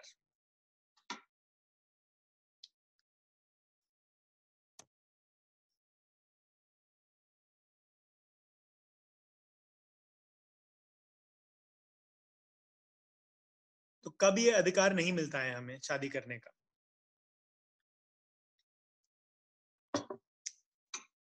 आपने पहले अपने उदाहरणों में ही बोला था कि एक उदाहरण जो आप सब लोग दे रहे थे वो ये दे रहे थे कि जब अपनी मर्जी से शादी करना चाहो तब ये अधिकार नहीं मिलता है, कि माँ बाप ही डिसाइड करेंगे कि किससे शादी करनी है। अगर गांव में कोई बोलेगा कि मुझे अपनी मर्जी से ही शादी करनी है तो शायद तब ये अधिकार ना मिलेगा, है ना? अपनी पसंद से शादी करने के लिए अधिकार नहीं मिलता है। दूसरा ये कि किससे शादी कर रहे हो। अगर अपने ही जेंडर वाले, अगर मैं बोलूंगा मुझे किसी लड़के से शादी करनी है तो शायद मुझे वो अधिकार नहीं मिलेगा, है ना। या रिया बोलेगी कि अगर मुझे किसी लड़की से शादी करनी है तो तब शायद शादी करने का अधिकार नहीं मिलेगा।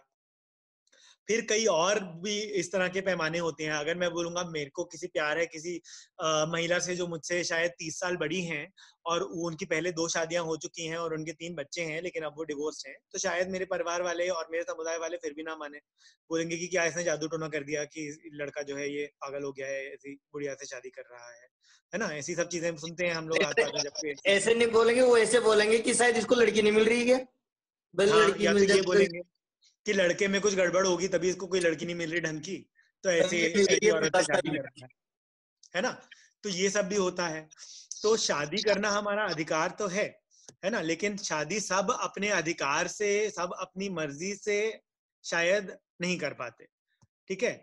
और हम ये कह रहे हैं कि हमने ये मान लिया है कि अब अच्छा, ये कह रहे हैं कि इंडिया में हर कोई शादी कर सकता है। हरीश, आप ये कह रहे हैं या आप पूछ रहे हैं?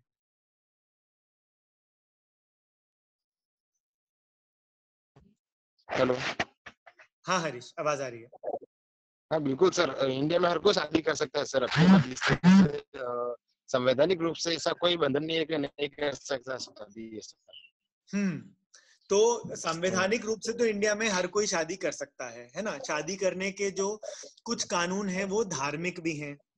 एक दिक्कत ये आती है कि धार्मिक कानून में लिखा हुआ है कि शादी पुरुष और महिला के बीच में होगी, ठीक है। तो अगर 2 पुरुष एक दूसरे से शादी करना चाहें या 2 महिलाएं एक दूसरे से शादी करना चाहें तो शायद उसकी मान्यता या वो कानून थोड़ा सा कम हो जाता है, मतलब वो कानून पूरा नहीं पड़ता फिर उसको शामिल करने के लिए, ठीक। और आप बिल्कुल ठीक कह रहे हैं कि कानून में और संवैधानिक रूप से शायद जाति के बाहर शादी करना या इस तरह की शादी करने की छूट तो है, लेकिन समाज में, क्योंकि हमने बोला शादी क्यों करनी है तो सबने तो ये बोला कि समाज की वजह से शादी करनी है, किसी ने ये तो नहीं बोला कि संविधान की वजह से शादी करनी है। तो क्या समाज में हर तरह की शादी की मान्यता है? नहीं, है ना। तो समाज में तो हम अगर ये कह रहे हैं कि शादी करने का जो दबाव है या शादी करने की जरूरत जो है वो हमको समाज से आ रही है ना, लेकिन समाज में जो है कुछ तरह की शादी की मान्यता है और कुछ तरह की शादी की मान्यता नहीं है। तो ये भी पहचानना बहुत जरूरी है कि किसको मान्यता मिलती है और किसको मान्यता नहीं मिलती है। ये भी पितृसत्ता से ही हमको समझ में आ रहा है। तो पितृसत्ता में ये है कि अपनी जाति में मान्यता मिलेगी, आपको तब मान्यता मिलेगी जब पुरुष जो है वो लड़की से थोड़ा सा शायद उम्र में बड़ा होगा, थोड़ा सा कद में बड़ा होगा, थोड़ा सा कमाने में ज्यादा होगा, है ना। तो हमने ये तो बोल दिया कि लड़कियों को तो पढ़ लिख के बड़ा होके नौकरी थोड़ी करनी है, उसको तो घर संभालना है, लेकिन पुरुष जो है उसको कमाना जरूरी है। तो मान्यता तो उसी शादी को मिलेगी जब वो पुरुष कमा पा रहा है और जो महिला है वो घर संभालने के लिए तैयार है ना। अगर ऐसा है कि अगर लड़का, कोई आमतौर पे ऐसी लड़की देखने तो नहीं जाता ना कि जो लड़का जो है वो कोई छोटी नौकरी कर रहा है और लड़की जो है उससे कई ज्यादा बड़ी सैलरी पे काम कर रही है, तो उस तरह की शादी करने में शायद झिझक होगी लोगों को। हमने पूरी फिल्में देखी हैं इसके बारे में कि जब लड़के का कद जो है लड़की से छोटा है ना, तो इस पे तो फिल्में भी बनी हैं कुछ, कि अगर लड़के का कद जो है रिश्ते में लड़की से छोटा है तो उसको किस तरह के व्यंग का सामना करना पड़ेगा, किस तरह की बातचीत होगी उसके बारे में समाज में, क्या उसको चिढ़ाया जाएगा या क्या बोला जाएगा, है ना।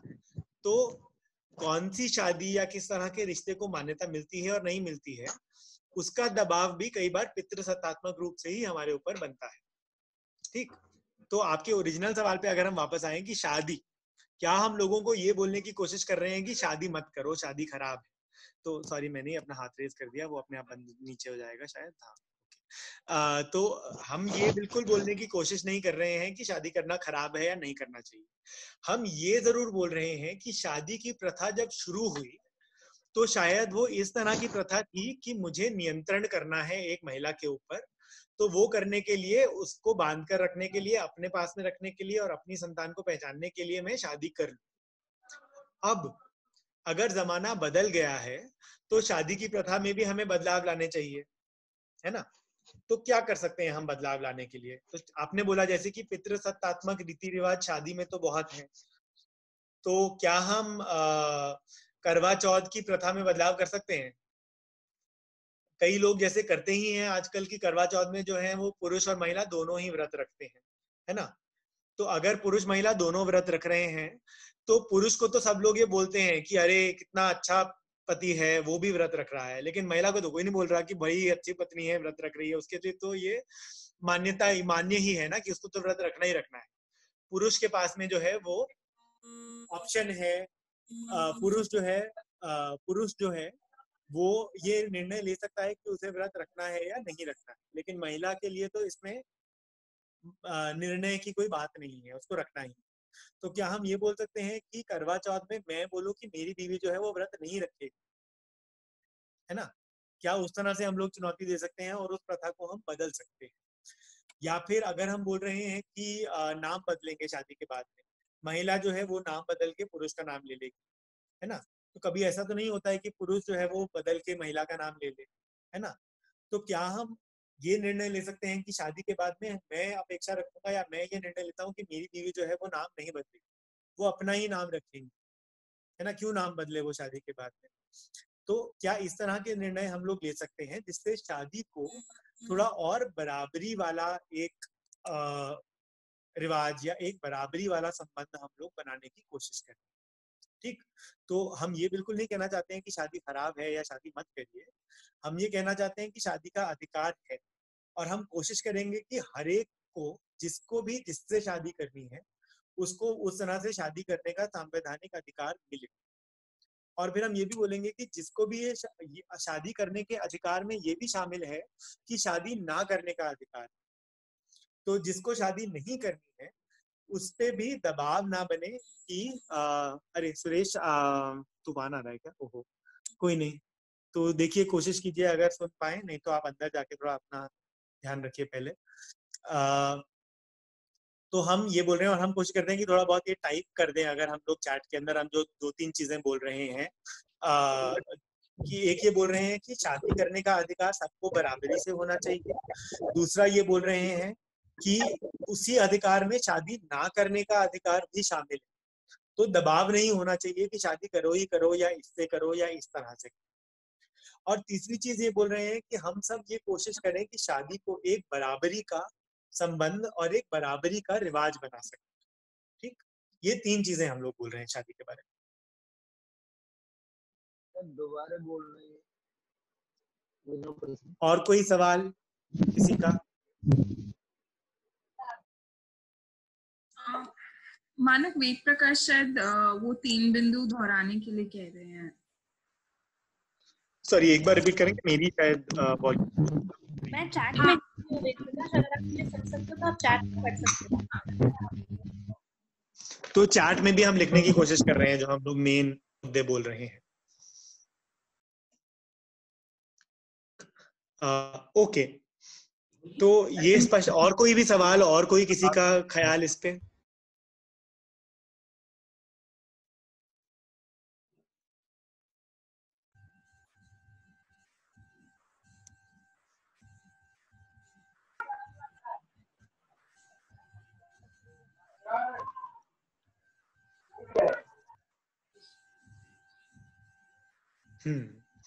ठीक है, ठीक।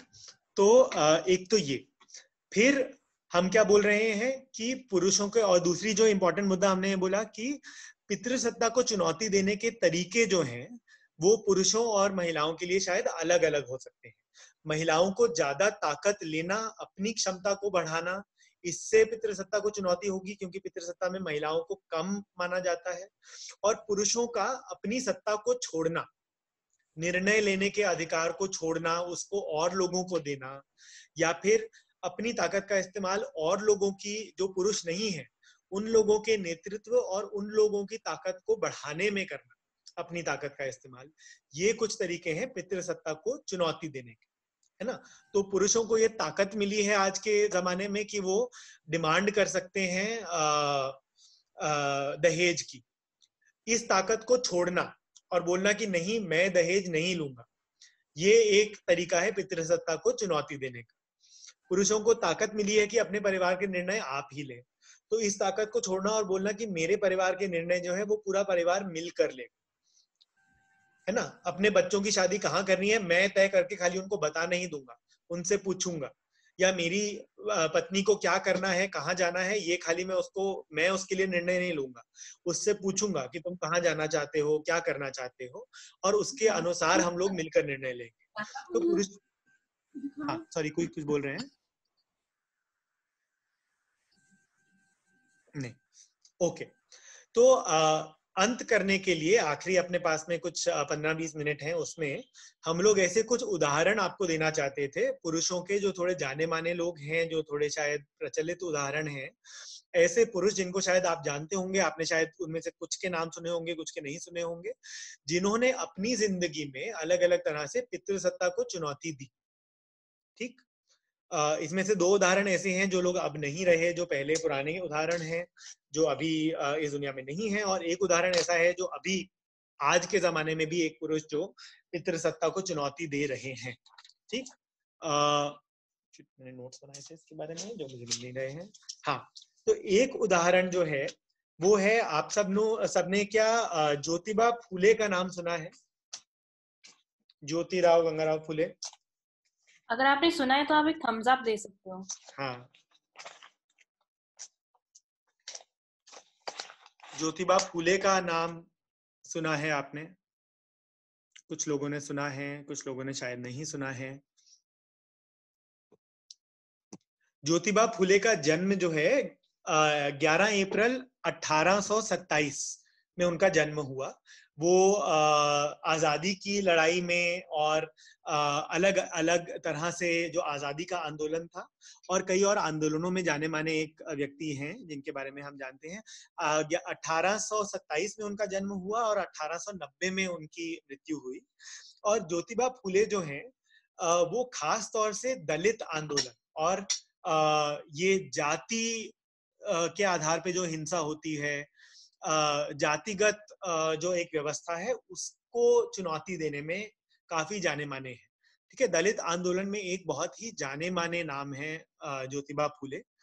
और अगर हम थोड़ा सा ज्योतिबा फुले और उनकी बीवी का नाम भी शायद आप लोगों ने सुना होगा, जिन लोगों ने उनका नाम सुना है, सावित्रीबाई फुले का नाम शायद कई लोगों ने सुना होगा।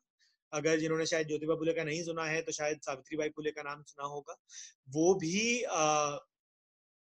जो है जाति और जाति व्यवस्था के विरोध में जो एक आंदोलन चला और महिलाओं की आजादी का जो आंदोलन है उसमें एक जानी मानी व्यक्ति हैं सावित्रीबाई फुले। अभी कुछ दिन पहले ही 11 अप्रैल को ज्योतिबा फुले की जन्म की वर्षगांठ जो है वो मनाई गई थी। कई लोगों ने उस पर कुछ कुछ प्रतिक्रिया दी, स्टेटमेंट दिए। ठीक, तो ज्योतिबा फुले जो है उनकी कहानी कुछ ऐसी है कि उनकी खुद की बचपन में शादी हो गई थी। वो शायद 13 साल के थे, उनकी बीवी जो 8 या 9 साल की थी जब उनकी शादी हुई। और उन्होंने क्या, जब हम इसमें उनका उदाहरण क्यों दे रहे हैं कि ज्योतिबा फुले ने पितृसत्ता को चुनौती दी, तो कैसे पितृसत्ता को चुनौती दी? पहले तो उन्होंने ये किया कि उनकी एक जो है आंट को हिंदी में क्या बोलते हैं, उनकी एक चाची थी कि ताई थी मुझे पता नहीं, उनके परिवार में एक महिला थी जो खुद जिनके पति का निधन हो गया था, जो एक विडो थी, जो क्या नाम है, विडो की हिंदी क्या होती है, मैं भूल रहा हूँ, विधवा। हाँ, ये शब्द मेरे दिमाग में एकदम निकल गया। तो जो एक विधवा थी, लेकिन वो एक क्रिश्चियन मिशनरी परिवार में उस वक्त में काम करती थी। और उन्होंने ये इंसिस्ट किया कि ज्योतिबा जो है वो उनकी देखरेख, ज्योतिबा की देखरेख वही करती थी।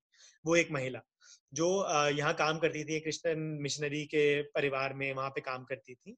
तो उन्होंने ही ये हट की कि ज्योतिबा जो है वो पढ़ाई करेंगे और स्कूल जाएंगे। उनकी जाति के लोगों को आमतौर पे स्कूल जाना नहीं होता था, लेकिन उन्होंने बोला कि वो क्रिश्चियन स्कूल जो है वहां पर जो जाति के बारे में इतनी पता नहीं है, हमारे हिंदू लोगों के स्कूल में शायद ज्यादा खाली ब्राह्मण लोग ही स्कूल जाते हैं, तो क्रिश्चियन स्कूल जो है वहां ज्योतिबा जाएंगे। उन्होंने इस तरह की एक व्यवस्था करी और ज्योतिबा को स्कूल में भेजा और वहां पे ज्योतिबा जो है वो पढ़े। उन्होंने अपनी पढ़ाई जो है वो पूरी करी, और उन्होंने शादी के बाद में ये निर्णय लिया कि उनकी बीवी भी पढ़ाई करेंगी।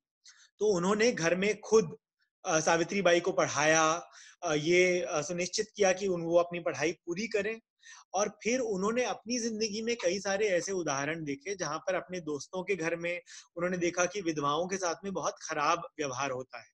विधवाओं, जो पुरुष है जिनकी बीवियों का निधन हो गया है, मृत्यु हो गई है, वो तो आगे बढ़ सकते हैं, अपनी जिंदगी को जैसे जीना चाहे जी सकते हैं, दोबारा शादी कर सकते हैं, लेकिन विधवाओं को बिल्कुल ये अधिकार नहीं है। तो ये देखकर उनको लगा कि ये बहुत खराब है और ये स्थिति अच्छी बिल्कुल नहीं है, ये गैर बराबरी की स्थिति है।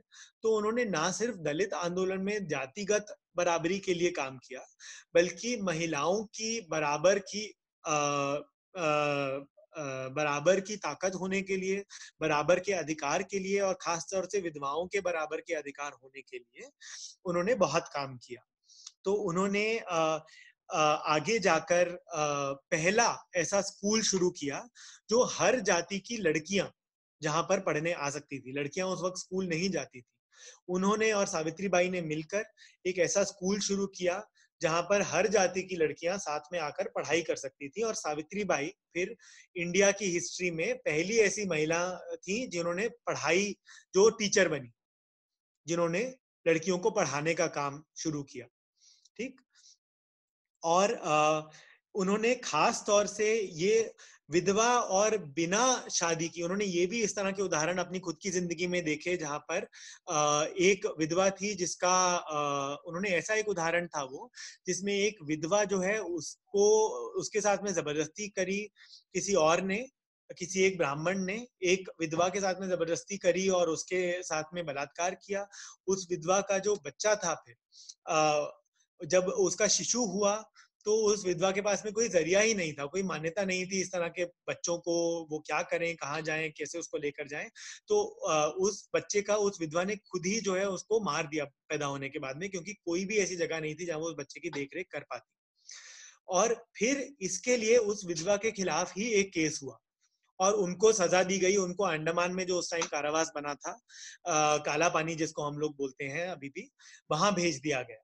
तो उन्होंने देखा कि ये बिल्कुल ही गैर बराबरी की स्थिति है, जहां पर एक विधवा महिला को अपने ऊपर होती हुई हिंसा से बचाव के लिए कोई कुछ नहीं कर पा रही है। हिंसा होने के बाद में उस बच्चे की देखरेख के लिए वो कुछ नहीं कर पा रही हैं, और उस बच्चे के ऊपर फिर जब उन्होंने थक हार कर उन्होंने ऐसा किया कि इस बच्चे के साथ में मैं कुछ भी नहीं कर पाऊंगी तो उसको मार ही देती हूँ, तो फिर उनके खिलाफ ही कार्रवाई हुई।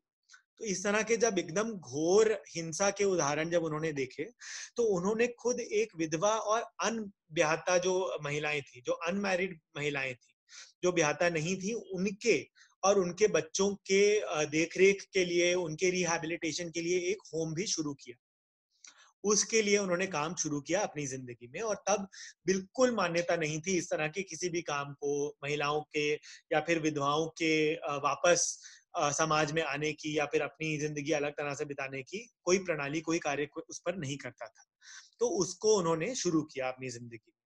उन्होंने खुद उनकी जिंदगी में भी ये देखा कि उनका कोई बच्चा नहीं था, उनकी संतान नहीं थी, उनकी और सावित्रीबाई की। तो उन्हें कई बार लोगों ने बोला कि अगर सावित्रीबाई से आपको कोई संतान नहीं हो रही है तो आप दोबारा शादी कर लो, सावित्रीबाई को छोड़ दो। ठीक। और उनको तो लोग ये भी कहते थे कि सावित्रीबाई जो है वो तो ऐसी पढ़ी लिखी और ये ज्यादा सीख पड़ गई है, ऐसी बीवी तो नहीं होनी चाहिए, तुम्हें कोई अच्छी बीवी ले लो और उसके साथ में अपनी जिंदगी बिताओ। तो उन्होंने फिर इसका भी विरोध किया अपनी खुद की जिंदगी में। उन्होंने बोला कि ये बिल्कुल भी ठीक नहीं है। अगर हो सकता है कि संतान ना होने की क्षमता जो है वो मेरी नहीं है, तो ऐसे में किसी महिला को तो कोई नहीं बोलता है कि तुम दोबारा शादी कर लो और किसी और पुरुष से अपनी संतान को जन्म दो, तो मैं बिल्कुल दोबारा शादी नहीं करूंगा। उन्होंने एक ऐसे ही विधवा के कोई ब्राह्मण विधवा थी जिसके एक बच्चे को उन्होंने गोद लिया। तो ये भी उन्होंने बोला कि हम लोग एक बच्चे को गोद लेंगे जो हमारी जाति का, हमारे परिवार का बच्चा नहीं है। अगर ये पूरी शादी व्यवस्था इसी पर टिकी हुई है कि अपना बच्चा होगा और अपने बच्चे को ही हम लोग देखरेख करेंगे, तो उन्होंने इसका भी अपनी जिंदगी में विरोध किया और बोला कि हम बच्चा गोद लेंगे, जाति से बाहर किसी और जाति का बच्चा गोद लेंगे और अपनी सारी जो है संपत्ति और अपना जो भी काम वाम है और उस बच्चे को ही हम लोग छोड़कर जाएंगे। उस बच्चा, वो उनका लड़का जो था, उसने भी बड़ा होकर फिर अपनी जाति से बाहर शादी करी। ठीक, तो हम लोग बोलते हैं कि ये नारीवादी आंदोलन में जो एक बड़ा नारा है अपना है कि पर्सनल ही पॉलिटिकल है, जो मेरी निजी बातचीत है, मेरा निजी जो निर्णय है वही मेरा राजनीतिक निर्णय या वो मेरा नैतिक निर्णय भी है। ये एक बड़ा नारा है नारीवादी आंदोलन का। तो इसका एक उदाहरण हमें ज्योतिबा की जिंदगी में भी दिखाई देता है, जहां वो उन्होंने अपनी जिंदगी में करके दिखाया और फिर और लोगों से इसी राह पर चलने की बातचीत करी। तो ये एक उदाहरण है जो हम लोग बताना चाहते थे। और कई आपके उदाहरण जो हमने बोले कि डाउरी को अपोज करना और जाति से बाहर शादी करना, इसका एक उदाहरण 1827 से लेकर 1890 के बीच का एक उदाहरण हमें ज्योतिबा राव की जिंदगी में नजर आता है। ठीक, एक और उदाहरण जो हम लोग बताना चाहते थे जो पुराना है, वो सआदत हसन मांटो एक लेखक रहे हैं, बहुत प्रचलित लेखक हैं, जो पार्टीशन के बाद में, जो इंडिया से थे, पार्टीशन के बाद में पाकिस्तान चले गए, लाहौर में बस गए। उनकी जिंदगी में और उनके काम में हमें ये उदाहरण नजर आता है जहाँ पे उन्होंने पितृसत्ता को चुनौती दी। वो लेखक थे, उनकी बहुत सारी बहुत ही प्रचलित कहानियां हैं जिनके लिंक्स भी हम आपको भेज सकते हैं। 11 मई 1912 में उनका जन्म हुआ और 18 जनवरी 1955 में उनकी मृत्यु हुई।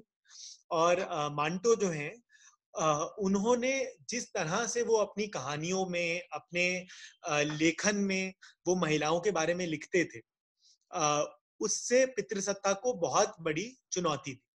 वो शरीर के बारे में, शारीरिक शरीर की डिस्क्रिप्शन, शरीर को खुलकर शरीर के ऊपर बात करने के बारे में, और महिलाओं की जिंदगी के बारे में, महिलाओं के खुद की जिंदगी से जुड़े निर्णय के बारे में, और ऐसी महिलाओं के बारे में जो कि बिल्कुल समाज में वंचित समुदाय में मानी जाती है।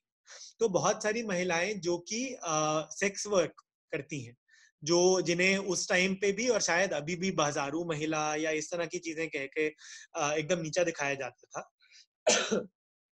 उस तरह की महिलाओं के बारे में मांटो जो है, उनकी जिंदगी के अहम अंश और उनकी जिंदगी के गहन निर्णय के बारे में, उनकी सोच के बारे में अपने लेखन में वो एकदम लिखते थे, इसके बारे में बात करते थे। वो बॉलीवुड में भी एक जाने माने लेखक थे, जहां वो बहुत सारे जो है उस टाइम की ये मीना कुमारी और ये क्या नाम है, मधुबाला और इस तरह की जो एक्ट्रेसेस थी उस टाइम पे, उनसे भी जुड़े रहे थे, उनसे उनकी बातचीत रहती थी।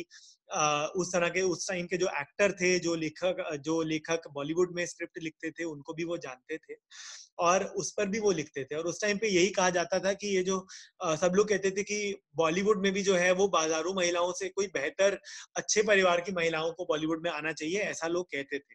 तो उस पर भी मांटो ये खुलकर कहते थे कि अच्छे परिवार की महिला का आपका क्या मतलब है।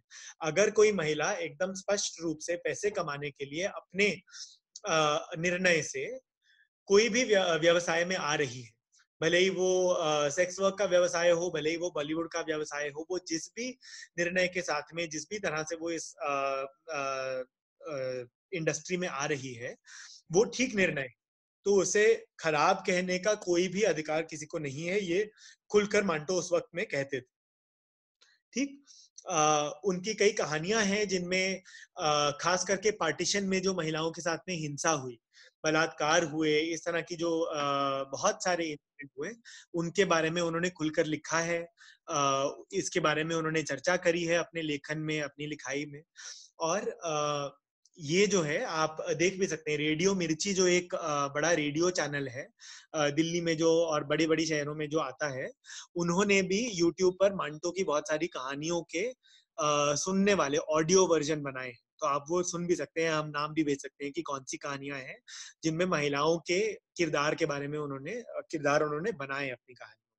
ठीक, मांटो की अपनी बीवी थी और अपनी उसमें अपनी खुद की शादी में भी वो बराबरी की बात तो करते थे, लेकिन जब वो बॉम्बे में रहते थे, शायद वो उनकी शादी के लिए एक खुश समय था जब वो लाहौर चले गए, तो मांटो ने एक लेखक के रूप में बहुत सारे ऐसे निर्णय लिए। जब वो पाकिस्तान में रहकर इस तरह से लिख रहे थे, महिलाओं के बारे में, यौनिकता के बारे में, यौनिक निर्णयों के बारे में जब वो लिख रहे थे, तो बहुत सरकारी उन्होंने उनके ऊपर केस हो गए, उनके खिलाफ बहुत सारी कार्यवाही हुई, पुलिस ने कार्यवाही करी, कानूनी कार्यवाही हुई। इससे उनके परिवार को भी बहुत झेलना पड़ा। तो कई बार ये भी कहा जाता है कि मांटो ने अपनी खुद के लिए लेखक के तौर पर और अधिकारों के तौर पर तो ये सारे निर्णय लिए, लेकिन इस निर्णयों को उनकी बीवी को भी और उनकी बेटियों को भी झेलना पड़ा। इसमें अब उनका कितना निर्णय था या नहीं था, ये हम लोग बहुत स्पष्ट रूप से नहीं जानते, क्योंकि उनकी बेटियां, उनकी बीवी जो है वो कभी इतनी पब्लिक चर्चा में नहीं आई। अभी कुछ वक्त पहले नंदिता दास ने एक सदात हसन मांटो के ऊपर कहानी, एक फिल्म भी बनाई है, वो भी हम लोग देख सकते हैं। ठीक, तो ये एक उदाहरण है जो हम लोग देना चाहते थे। और तीसरा उदाहरण, ये नाम आप अभी भी आप गूगल कर सकते हैं और आपको शायद इनके कुछ वीडियो वगैरह मिलेंगे। एहसान हिलाल करके एक व्यक्ति है, एक लड़का है, एक पुरुष है, एहसान हिलाल करके। कई बार ये भी कहा जाता है कि इंडिया में बहुत ही कम जो है बेली डांस के बारे में शायद आपने सुना होगा। बेली डांस एक ऐसा डांस फॉर्म है, एक ऐसा नृत्य का फॉर्म है, जैसे अलग अलग जो लोक और क्लासिकल डांस है, कथक वथक वगैरह तरह के जो नृत्य के तरीके हैं, उनमें तो कई पुरुष रहे हैं जो बहुत जाने माने हैं। बिरजू महाराज, ऐसे बहुत सारे पुरुष रहे हैं जो बहुत जाने माने हैं अलग अलग नृत्य के उसमें प्रणाली में। लेकिन एहसान हिलाल एक इस तरह की नृत्य की प्रणाली में अपना नाम बना रहे हैं, बेली डांस, जिसको ज्यादातर महिलाओं का ही माना जाता है, जिसको पुरुष ज्यादातर नहीं अपनाते हैं, जिसके लिए मान्यता बिल्कुल नहीं है, जिसमें वो इस तरह के कपड़े भी शायद पहनते हैं जिसके लिए पुरुषों को पहनने की मान्यता नहीं मिली है, और जिसके लिए अपने बचपन से लेके अभी तक उन्हें बहुत सुनना पड़ा है। कई सारे जो गालियां हम लोग कहते हैं कि छक्का या फिर हिजड़ा या इस तरह की चीजें जो गाली के रूप में लोग इस्तेमाल करते हैं, ऐसे शब्द उनको सुनने पड़े बचपन से लेकर, अपने परिवार में भी और बाहर लोगों से भी बहुत उन्हें इस तरह की स्टिग्मा का, इस तरह के भेदभाव का और इस तरह के कमेंट्स का सामना करना पड़ा। लेकिन अभी भी उन्हें थोड़ी पब्लिक में स्वीकृति मिल रही है। वो कई बार लेक्चर देते हैं, बातचीत देते हैं, पब्लिकली इसके बारे में बातचीत करते हैं कि उनके लिए ये पूरी जर्नी जो है वो कैसी रही है, और वो इस नृत्य के फॉर्म में अपना एक नाम बना रहे हैं। तो ये पितृसत्ता को इसलिए चुनौती दे रहे हैं कि वो भी अपनी निजी जिंदगी में जिस तरह की भूमिका पुरुषों के लिए नहीं मानी जाती है, जो करने पे पुरुषों को गाली या फिर निंदा का सामना करना पड़ता है और पुरुषों को शायद वो करने का अधिकार नहीं है, उसको वो कर रहे हैं और उस पर वो अपनी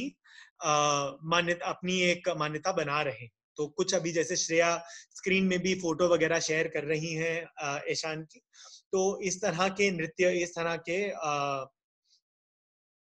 ठीक, तो उसकी कुछ बातचीत आप ये 3 उदाहरण जो है ये हम आपको लिखकर भी देंगे और ये आप थोड़ा ढूंढ सकते हैं पुरुषों के जो पितृसत्ता को चैलेंज कर रहे हैं। एक सवाल हरीश का आया है कि ऐसा कौन सा देश है जहां पर किसी के साथ भी शादी कर सकते हैं, शादी के बाद किसी के साथ सेक्स कर सकते हैं लोग, कोई भी व्यक्ति किसी के साथ सेक्स कर सकता है, कौन सा बच्चा किसका है वो पता नहीं चलता। तो आज के जमाने में शायद ऐसा कोई भी देश नहीं, क्योंकि समाज जो है वो हावी है, सामाजिक एक जो शादी को लेकर मान्यता है वो हावी है। ऐसे देश जरूर हैं जिन्होंने शादी करने का अधिकार, भले ही आप किसी भी समुदाय से आते हो, भले ही किसी भी जाति से आते हो, भले ही आप अपने ही जेंडर के व्यक्ति से शादी करना चाहें, ऐसे बहुत से देश हैं जिन्होंने उसके लिए कानून बनाए हैं और कानून में वो कहते हैं कि इस तरह शादी करने का अधिकार सबके पास में है, इसमें हम कोई भेदभाव नहीं करेंगे। जहां पर आप देखेंगे तो नेपाल एक्चुअली एक ऐसा देश है जहां पर पुरुष पुरुष या महिला महिला आपस में शादी कर सकते हैं। ठीक, तो ऐसा नहीं है कि बहुत सारे अलग अलग बहुत ऐसे देश हैं जिनके बारे में हम जानते नहीं है, लेकिन नेपाल भी एक ऐसा देश है जहां पर पुरुष पुरुष और महिला महिला को मान्यता है, शादी हो सकती है। यूरोप में ऐसे बहुत सारे देश हैं, अमेरिका में ऐसे बहुत सारे स्टेट हैं जहां पर शादी कर सकते हैं, कुछ स्टेट ऐसे हैं जहां पर नहीं भी कर सकते, ये मान्यता अभी नहीं है। ठीक, दूसरे जो सवाल उनके हैं वो ये हैं कि शादी के बाद किसी के साथ भी सेक्स कर सकते हैं। और किसका बच्चा कौन सा बच्चा है वो पता नहीं चलता। अब ये ऐसा चलन तो हम बहुत जगहों पर नहीं देखते हैं, लेकिन जैसे हमारे देश में शादी को लेकर कुछ ऐसे कानून हैं जहां पर एडल्ट्री का कानून आप देखेंगे ना, तो एक को शादी के बाहर ऐसा एक कानून है जिसमें लिखा है कि एक आदमी का किसी दूसरे आदमी की महिला के साथ में रिश्ता बनाना जो है वो गैर कानूनी है। पर वो कानून ऑलमोस्ट ऐसा ही पड़ता है जैसे कि आपका मेरा किसी और का टीवी उठा कर ले आना गलत है, या मेरा किसी और की संपत्ति को चुरा लेना गलत है, ऐसे ही मेरा किसी और की बीवी को चुरा लेना जो है वो गलत है। उस कानून में ये मान्यता बिल्कुल नहीं है कि हो सकता है कि उस बीवी की स्वीकृति हो, उस बीवी की मर्जी हो उसके अंदर, या इस तरह ये वो कानून शायद सोचता ही नहीं है इसके बारे में, है ना। तो कई ऐसे देश है जिसमें इसको लेकर कोई कानून नहीं है ना। ये शायद गलत हो सकता है कि आपने एक शादी में मेरी और मेरी बीवी के बीच में या मेरे और मेरे पार्टनर के बीच में एक तरह की रजामंदी है, एक तरह का अग्रीमेंट है। तो अगर मैं किसी और के साथ संबंध बना रहा हूं तो शायद मैं उस अग्रीमेंट को तोड़ रहा हूं, ठीक है ना। तो ये गलत हो सकता है आपस में हमारे अग्रीमेंट के लिए, लेकिन कई देशों में ये गैर कानूनी नहीं है ना। तो इस तरह से हम लोग सोच सकते हैं। तो और शादी को देखने के शादी की जरूरत है कि नहीं, बहुत देशों में ऐसे कानून बन गए हैं जहां पे अगर आप साथ में रहते हैं तो आपको शादी करने की जरूरत नहीं है। मान्यता है कि फिर भी आपको सारे वही सिस्टम मिलेंगे जो शादी में मिलते हैं, ठीक। तो बस अंत में ऐसे कुछ ये 3 उदाहरण हम लोग देना चाहते थे, जो कि पुरुष खास तौर से जो पितृसत्ता को चुनौती दे रहे हैं, पितृसत्ता के विपरीत अपनी खुद की जिंदगी में निर्णय ले रहे हैं, और लोगों के लिए ऐसे निर्णय लेने के लिए एक जगह बना रहे हैं, ठीक। तो आज के सत्र में हम लोग बस ये कुछ बातें करना चाहते थे। इससे जुड़ा हुआ कुछ काम, कुछ एक असाइनमेंट भी शायद आपके साथ में हम लोग शेयर करेंगे, उस पर अगली बातचीत भी करेंगे। तो लेकिन बहुत बहुत शुक्रिया आज के इस सत्र के लिए वक्त बनाने का। मुझे पता है कि सबके लिए आसान नहीं है इतने लंबे समय के लिए जूम पे जुड़ना, तो वो वक्त बनाने के लिए और वक्त निकालने के लिए भी बहुत बहुत सबका शुक्रिया। कोई सवाल है तो अभी शायद टाइम काफी हो गया है, लेकिन अगर आप लिखकर वो सवाल व्हाट्सएप ग्रुप पर या फिर रिया और हर्ष के साथ में शेयर करना चाहेंगे तो बिल्कुल उस पर हम लोग चर्चा भी कर सकते हैं व्हाट्सएप ग्रुप में, और उनके कुछ जवाब अपनी तरह से, ऐसा नहीं है कि मतलब हम जानकारी ही देंगे हर चीज के बारे में, कुछ चीजों के बारे में चर्चा भी करेंगे कि सबको इस पे क्या लगता है, ठीक। तो हाँ, मेरी तरफ से बस इतना ही आज के सत्र में। अगेन बहुत बहुत शुक्रिया सबका जुड़ने के लिए। होप की आशा है कि सबको थोड़ा मजा आया होगा बातचीत में और कुछ नई तरह से कुछ चीजों के ऊपर सीखने का मौका मिला होगा।